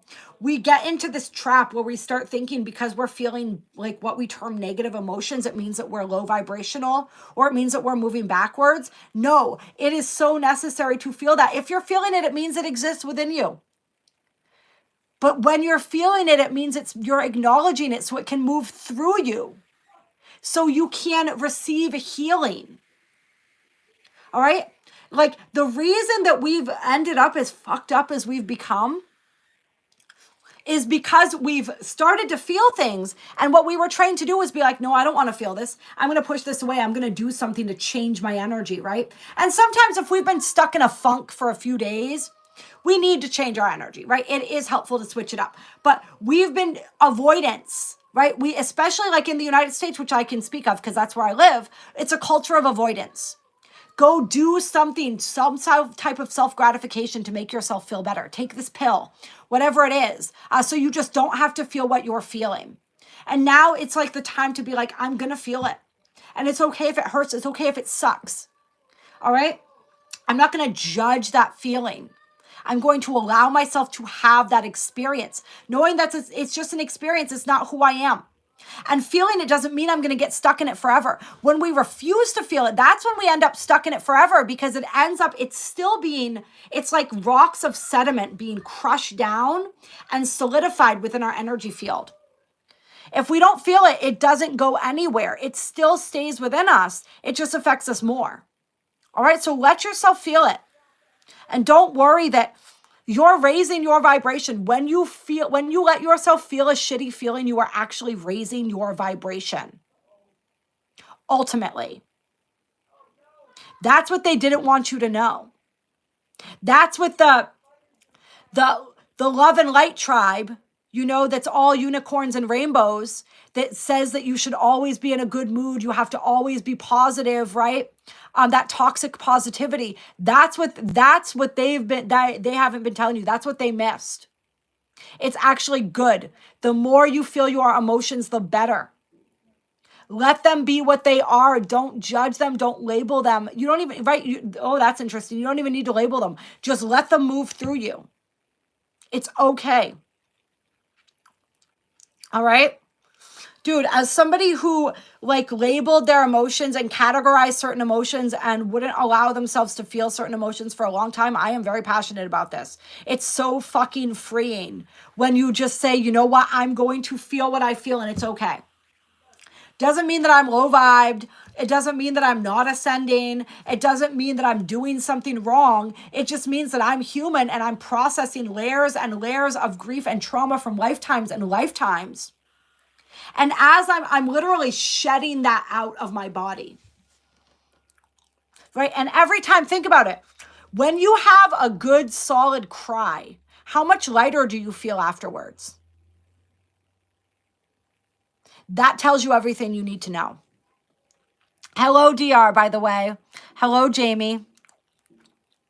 Hello, Sophie. I love you so much. Hello, Rachel. I love you all so much. You're all so beautiful. You really, really are. Ooh, I love that, Madam Chakra. Of course you would. Your name just allows for that energy of, I see you barefoot, twirling batons and maybe even fire dancing. And like, I love it. I love it. I've been thinking about getting a weighted hula hoop. This summer, I might get one. It's like a great workout and it like releases energy, especially for my divine feminines. And by that, I just mean those with a feminine biology. It's great even for men because we all have an inner feminine, right? It's moving the hips. There's so much energy for the feminine that gets stuck in the hips. So being able to move those and cycle that energy through, and men and women. In massage, we learned about, and am I going to space on the name of the psoas, which is a muscle within the hip area where a lot of emotion gets stored in. Oh, hello, Anu. Welcome. I love your name. Anu Singh. I love that. Welcome to the tribe. We are so happy that you were here. Yeah, are they hard? They probably are challenging, but like I'm up for the challenge. I feel like you can get some great abs like that and you'll release a lot of that energy within the hips. Hell yes. Eve, giving a shout out to Lucifer there, the angel of light, the prince of light, right? Angelic chords, welcome. Remember, we live in the inverted universe, the upside down world. And so anything that they tell us is bad, we want to question because a lot of times it might be the opposite. And there's a difference between Lucifer and Satan too, right? Like Satan is not the same thing. Lucifer is an archangel. He goes by many names. Satan is a concoction of Christianity, a scare tactic, right? Different energies. All right. So these are the two crystals coming out for us here. We have tanzanite and celestite. Take in the language, the light language on those cards there.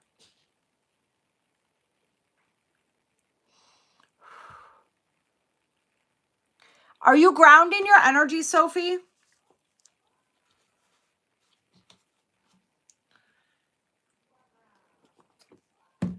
This is why I'm telling you, go see an herbalist. We talked about this at the beginning of the session. I'm not a doctor. I'm not an herbalist either, so I don't want to make medical recommendations for people. But I know there's a lot of herbs that can do wonders for blood pressure and things like that. It's like supporting our body physically by what we're putting into it too. Like I'm doing my stinging nettle tea now, which is amazing. And ashwagandha, a whole blend for adrenal and hormonal support. All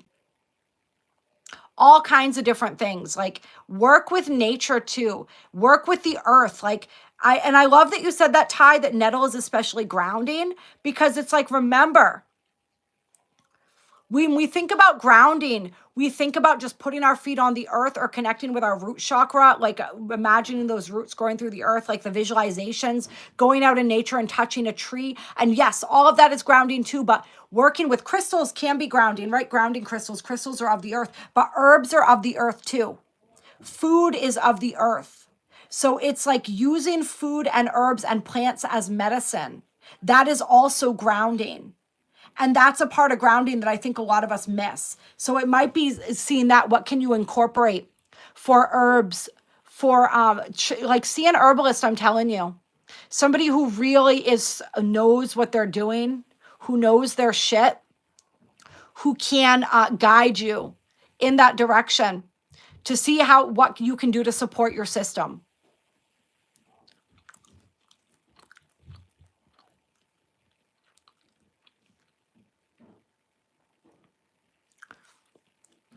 Yeah. It's so interesting. And we made so much progress, Sophie.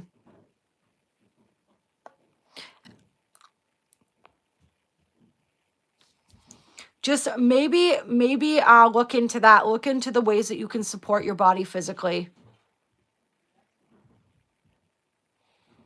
And I don't know. Maybe I'll reach out to you. I love you so much.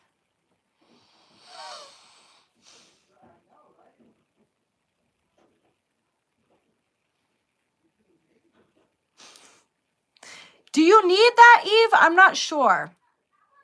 And how do you go about getting that certification? Maybe it's something, maybe that's something to set as a goal for 2025. Finishing up that process.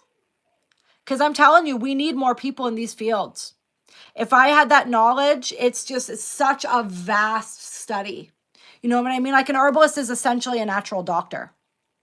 You know? It's a lot. And working with those planets and working with the sanctity of the plants too.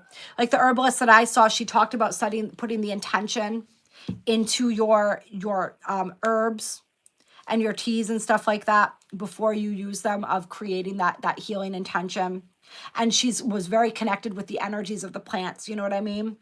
There's a lot that goes into it. And if you've put all that work and you really, you've learned all of that, then absolutely take whatever steps you need to take to begin helping people with that knowledge. Because that's valuable. And you're worth it.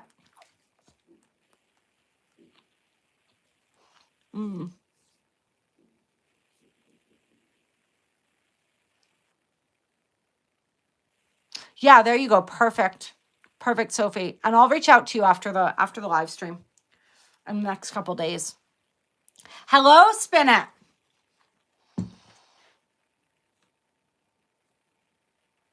Oh, she's banned from what? YouTube?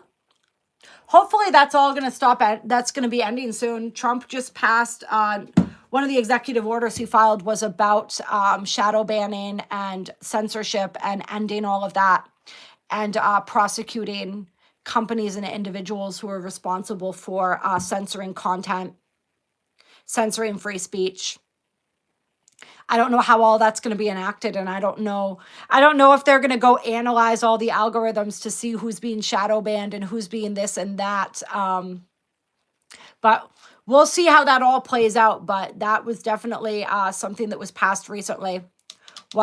So I would think, but then it's really interesting because we see on like the American version of TikTok now, for the people who are allowed to have it, like those who still had the app, like I guess you can't download it still in the App Store, but people are being censored and people are being banned on there. So it's really strange. Like, I don't know what's going on. Like I said, 2025 is the year of the rabbit hole. Down rabbit hole after rabbit hole after rabbit hole. Just call ourselves Alice. Banned in Australia. Okay. Yeah, Australia, like, so much love to all of our Aussie contingent on here. Like, there's so much crazy shit going on in Australia. There really is. Like, you guys live in such a powerful, energetic spot on the planet. And there's, like, so much, like, control and so many weird, nefarious agendas and energies that go on there. I know eventually, like, you guys will rise up from that because you're too powerful. And we're going to continue to hold space for all of you. That's what we were going to do too before we ended this. We were going to hold space together for a minute. So we're going to just do a quick little review of these cards so we can hold some space because we still have our Patreon call after this. And I'm getting hungry too. So, although I didn't get my nettle tea made until later in the day today, it actually has been helping with my hunger, actually. One of the things that I learned from RFK Jr., actually, was all the ways that they've stripped all the nutrients out of our food, which I already kind of knew, but he really drove home that point and that energy of what they've done and how our foods in the United States are designed to make us hungrier and to prevent us from feeling full, and how there's literally like no nutrients in them. There's like no fiber. A lot of them, like most processed food, RFK Jr. calls food like substances. He doesn't even call it real food, right? And so this stinging nettle, I'm really hyping this up, dude, because this tea is fucking awesome. Like I said, I am not a doctor. I do not give medical advice, but I'm telling you, I think just from all the nutrients in this tea, all the vitamins and stuff, I have been less hungry already, and it's only been a few days. Today, like I said, I started it later in the day because I forgot to brew it overnight. So, yeah, I haven't been drinking it as long. I am getting pretty hungry, but yeah, it's miraculous. It's like I'm healing my body, and it's so important. So I definitely encourage everybody else to do the same.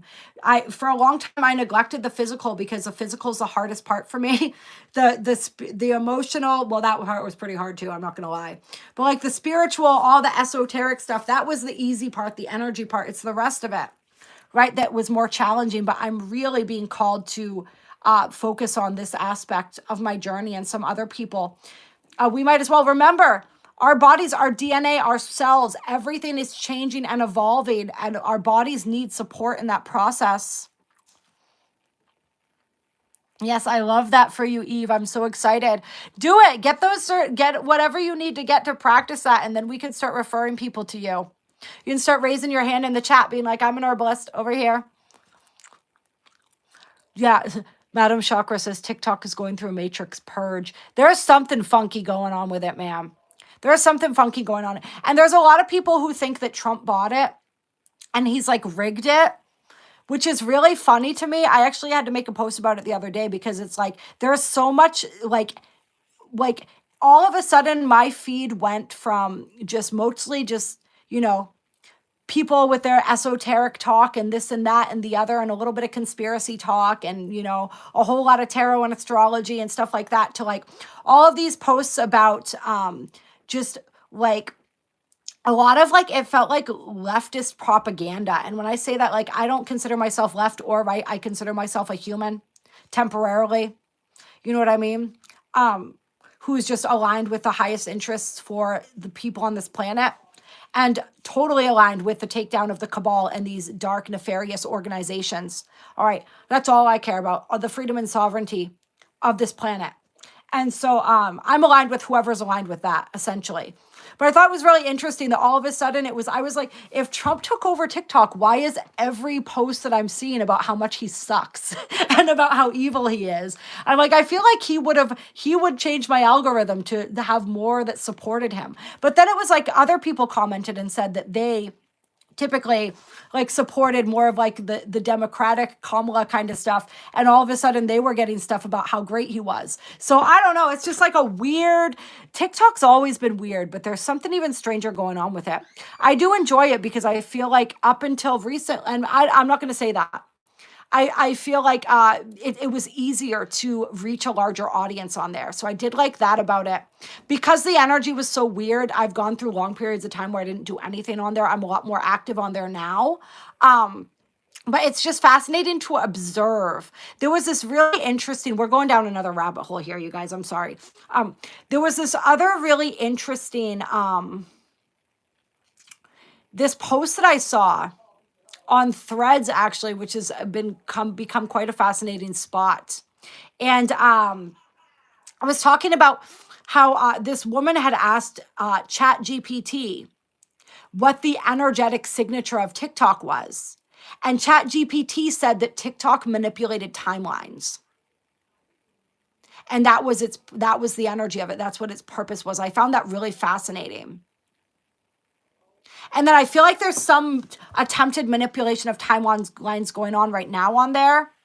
And it doesn't feel benevolent to me. It feels kind of sinister.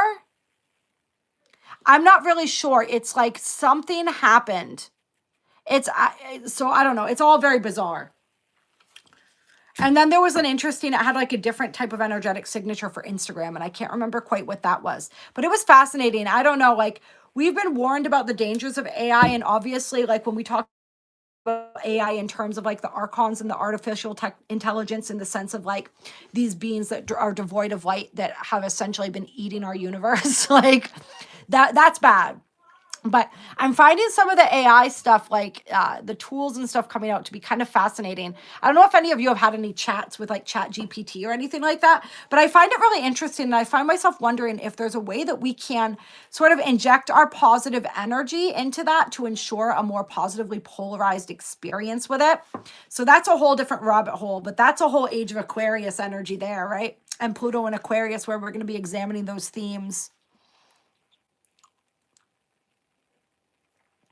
Oh, you're like really feeling those. It's like you're getting like previews of the great solar flash, I feel like, Sophie. Because I think that's what it's going to kind of feel like when we experience the great solar flash. The heart shine in white light, just for those who watch this after that can't see the chat, says, I see my heart shine in white light when I close my eyes, which is something new and intense. Like if the sun is shining straight into my heart and it's exploding. And it almost feels like when we have that great solar flash, that's what it's going to feel like. And like the key is going to be to surrender and let it explode, but it's not really going to explode. That's when we're going to be birthed into our next form. That's what I'm feeling from that. So that almost feels like a premonition to me that you're experiencing. Hello, Jennifer. We've been talking about so much stuff. So much stuff. Yeah.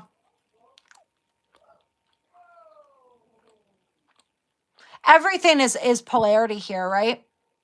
Even when we talk about like the cabal versus the rest of us, that's polarity, right? That's the evil good versus evil. It's the storyline of this dimension.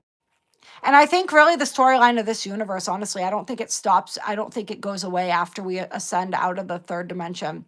I think we experience this storyline through many, many dimensions, just different levels of it. Maybe we're meant to transcend that story. But in the meantime, I do talk about it sometimes because I think it's important for people to understand, like, the steps that are being taken to overthrow the cabal right now and to overthrow their control. Like, politics are part of this experience and are guiding sort of, and a part of the timeline that we're currently on. They do determine a large percent of that timeline at this point. Like, you know, we recently, Trump removed us from the WHO, the World Health Organization, which is an evil organization of the cabal, along with the United Nations and the European Union, a whole bunch of these different groups. Part of what was agreed to by the members of the WHO, all the countries who are part of this, that are wrapped into this, there was something called the Pandemic Treaty or something similar to that. And that treaty, which Biden signed, which we've removed ourselves from, the WHO, gave the WHO complete control in the event of another pandemic, whatever you want to call it, where they could make all the choices, basically override our government and decide everything for every country that signed that treaty. What if they wanted lockdowns, if they wanted forced vaccinations, whatever they wanted to do, it was allowed if you signed that agreement. And we just removed ourselves from that agreement. So that's just one example of why politics matter right now, in a sense. Because depending on what comes down the pike, we're going to be real fucking happy that we're not part of that agreement anymore. You know what I mean? So some of it does matter as we're navigating this experience. It's all, like I said, it's all timelines. The timeline that we have collectively chosen is moving away from that dark energy and into a totally new energy. You know what I mean? So I don't think it's all influencing our experience of reality. We just don't want to buy into it. We don't want to invest ourselves emotionally in it so much that it's consuming our every waking moment. You know what I mean? But we can send some energy right now for RFK Jr., who is having his confirmation hearing. That's another thing that really does have an impact on people living in the United States. You know what I mean? Because if he gets confirmed, we can see a whole lot more truth coming out. We're going to see those dyes and those toxic ingredients being removed from our food. We're going to say bye-bye Monsanto, bye-bye GMOs and all of these nasty chemicals. We're going to get the fluoride out of our water. We're going to see the chemtrails stop being sprayed in the skies. I mean, that's a big fucking deal. You know what I mean? That is a big fucking deal. So I'm pretty passionate about that. I'm pretty passionate about not having to worry when I go to the grocery store that the food I'm buying for my son is going to fucking kill him. You know what I mean? Like, and yeah, there is some emotion there because there are parts of me where I get very, like, I still get rattled. I still get angry that we're dealing with this kind of stuff. You know what I mean? I do. But that's part of my mission on this planet is to expose some of that truth and to help people. Like, if we want to free ourselves and liberate ourselves, we first need to have awareness. And then we need to not consent. And then we need to take the actions that show that we do not consent to that energy. Right? And those actions involve supporting the people who are taking the actions to, like, bring the fruition of that. Like, I can say I don't consent to my food being poisoned, but that doesn't change the fact that it's being poisoned until it does.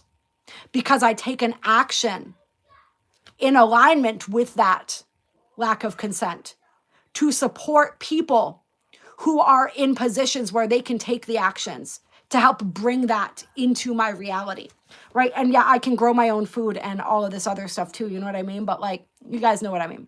So it does and it doesn't, right? It's polarizing, but it's also not, you know what I mean? Like, we have to look at things from all different perspectives. We just don't want to buy in hook, line, and sinker to any one ideology, any one philosophy. We don't want to put all of our energy, emotional energy, into anything or anyone, and we don't want to look at anything or anyone as our savior. I look at everyone as being are they on my team or are they not? And if they're not, I still love them, but I know who's on my team. And I support everybody who's on my team. You know what I mean? And I can recognize the politicians and political figures at this point in time that are on my team. There are some of them now that are. It's been a long time since we could say that. You know what I mean? And not everybody can recognize it. And it doesn't mean that they're perfect. It doesn't mean that I support everything that they do, that I think that every little choice that they make is aligned with my best interest. But I think enough of their choices are that I can energetically stand behind them. You know what I mean? And I lose people on this channel sometimes for being vocal about that. But this is the era of authenticity. It's also the era of truth. People want the truth. People need the truth. The truth shall set you free, but first it might piss you off, and that is okay. All right, so we have Celestite, knowing, coming through for one of our cards here. And this is, let's see here. What do we want to say? Oh, this is a Lemurian crystal. So those of you wanting to connect to your Lemurian roots and heritage might want to connect with this crystal here. What else? It says, Celestite has a strong relationship with calcite, the stone of universal mind, and its formation process, which often leads to celestite growing on it as a base. What grows from universal mind? Pure knowing is the answer. A form of communication higher and more refined than any of the physical worlds. An action so refined and sacred it is performed through inaction and pure trust in the undercurrent of the process itself. The results of such a space make calm, peace, joy, and love constantly available as a way of existing. The fears and worries of life just melt away. Couldn't we all use a little bit of that right now, right? So this helps restore trust in the self by attuning us to the spiritual highest aspects of self and its undercurrent that runs through life. This results in the symptoms of knowing. The symptoms of knowing, I love that. Powerful trust, wise understanding, powerful peace, heavenly harmony, and unwavering calm. So it's calming and cooling. So Sophie, this may be a good one for you to work with. I actually have some celestite right here. Where is it? A little one. I had a big, beautiful one that I was babysitting for a friend that's no longer here, but it is a very calming, soothing stone. So the energy of this, it just like puts you into a Zen state when you come into contact with it. So definitely, if you need to soothe your meridians, soothe your nervous system, highly recommended. And your healing journey with celestite or celestite, your trust in self is being tested. You are being asked to stand in your wisdom and power with love as the answer and guide. Whatever issues you are currently involved in, remember when you truly know you are right, the world doesn't need to know why or how. Entering into such spaces simply shows you don't trust yourself. The path of true knowing is often one of patience, silence, and love. Think and know before you act or speak. You have entered a very spiritual phase in life. Draw yourself inward with acceptance of all around you. It is all valid and all has purpose. Ride the waves of life. Often divinity is hidden in the physical world, but with trust and knowing as your guide, all will be revealed. Celestite also presents to us when we must listen more carefully in the world. And the affirmation is, I know, trust, and serve the divine plan. I love that. And then we have Tanzanite here, angelic messenger. So this is really helping to tune our higher chakras, it feels like right now as well. Some of you guys, there may be messages from your higher self or from your spiritual team that are wanting to come through, and these crystals are going to assist with that process, is what I'm feeling here. Let's see. Highly transparent and forming strong geometric crystals, Tanzanite is a beautiful combination of purple, indigo, and violet, with shades of blue and silver through it. It is very expensive and quite rare. It is the mineral that holds the title of angelic messenger, making it the most powerful link to the angelic kingdom on earth at this time. The angels are the keepers of the flame of power for earth, which also tells us that Tanzanite is a stone with personal power and its mastery. Tanzanite can break down the human idea of time and space, allowing a more vast understanding that is universal. That's so funny. We were talking about time today, weren't we? This makes a great stone for those that say there is never enough time in life. Come on, you guys. Much of Tanzanite's work is spiritual, a potent stone of the higher senses. It activates and opens the third eye, throat, and crown chakras, anchoring clairaudience, clairvoyance, and all forms of spirit communication. The high activation of spiritual communication with Tanzanite allows one to physically manifest under strong guidance, as well as take a more inventive and creative path in the world. The new path taken under guidance is chosen by accessing personal soul records through a powerfully enhanced Tanzanite meditation. It also helps to transmute negative energies and convert them to love and understanding, so it helps with alchemy. Let's see. It's connected with the Ascended Master, Saint Germain. So yeah, that violet flame. All right. Also sacred to Archangel Michael, the Lady Portia, and Lord Melchior. Let's see. Good for the immune system, inflammation, depression. We were talking about depression as well today. And it says much of what Tanzanite is on earth for what, or let me read that better. Much of what Tanzanite is on earth for will not be given back to us until we accept more of the Atlantean way of oneness after 2013. I wonder when this book... Okay, I cut out for a second there. Well, we're going to complete with this reading about the healing journey for Tanzanite. You are entering a stage of great spiritual development. Your higher senses are activating and opening, readying you to reclaim your gifts from other lives and possibly enter into service for mankind. However, in order to complete this transition, you must own and balance your personal power. At no time in life has it been as important to know what you want, who you are, and whom the world sees you as. Take time to write it all down. A truthful understanding of self now will aid you to integrate the messages you are receiving and make them a reality in the world. Not having enough time is not a valid reason for inactivity. There is always plenty of time in life for the spirit. and only the mind and body are bound to its limitations. Let your creative and inventive selves play.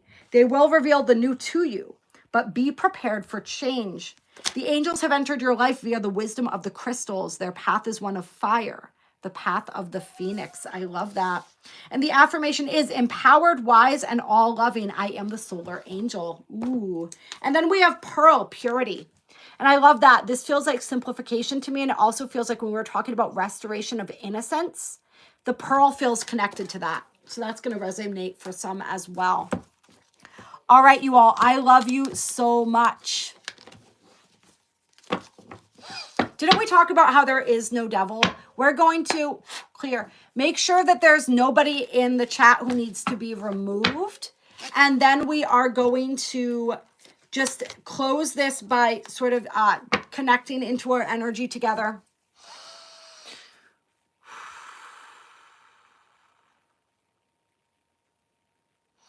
So let's take a moment to do that. And you know what? Let's just allow everybody here. Let's just say this. Everybody who's choosing to be here, we don't need to remove anyone in this moment. If you are here, just know that you are going to be receiving all of the beautiful energy from the beautiful benevolent archangels, from this collective, all of the healing. So you are consenting to that. If you stay in this live stream, you are consenting to receive healing, to receive downloads from your higher self. So if you're game for that, then we are game for that too. All right. If you're not into that, then you might want to move along. And if you are, then here we go. So we're going to just take a moment, center into our heart space. Feel ourselves encircled in our beautiful protective Merkabas. Setting that intention that only the most high vibrational energies that are perfect and nourishing for our spirit be allowed access to our field. Only the energies of the highest and the purest benevolence. And now I want us all to breathe into our heart space and imagine that we're connected in a beautiful sacred geometry, almost like a flower of life. Seeing ourselves all as beautiful points within this flower of life, almost like a diamond opening up in our heart centers, connecting us, each of our heart chakras at one of these intersection points within this flower of life. See this moving as a beautiful hologram, moving, flowing, spiraling. And in this moment, hold that beautiful intention, the intention for each other that we all align with our highest timeline, the highest version of ourselves that we are ready to step into. That we all experience joy and peace and bliss and love. And that the earth experience this as well. And just feel the energy of the earth being bathed in this beautiful golden love light. Feel that light pouring through, connecting our hearts in this beautiful grid of sacred geometry. And imagine that it's almost that we are encircling the earth with this beautiful energy as well. Breathing this into each other, into our own heart space, into the planet, into the galaxy even. This beautiful intention of love and healing and peace and prosperity.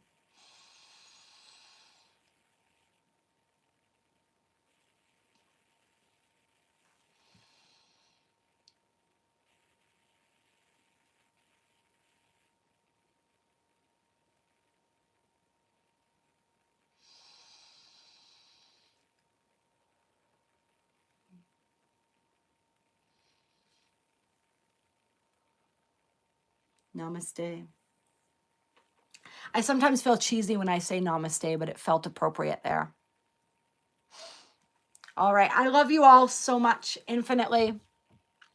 For everybody who's part of the Patreon, we're going to take about 20 minutes. I got to heat up some food real quick, put something in my belly here, and then we're going to do the live call for the Patreon. So I'll adjust the link in the Patreon for the appropriate time. And anyone, if you want to join the Patreon, Annika has put links in the chat. I don't know if they work or not, but you can also find it in the profile of any of my videos if you want to join that. I know I also have someone watching my kid though, Michael, so I can't take too long. So we're going to take 20. Clear. Mom life, you know what I mean? Yes, I did. I felt that. That was beautiful. That was beautiful. Oh, that's what I'm feeling too. It's Sophie. Is you've got so much light moving through you, so much love light moving through you. Maybe sending more of it to the planet and discharging some of that. You know what I mean? Might be helpful too. But yeah, we'll talk more. All right. I love you all so much. Welcome to everybody who's new who found this. And I look forward to connecting with you all next Wednesday at 2 p.m. All right. We're going to close that for right now. Talk to you soon. Bye.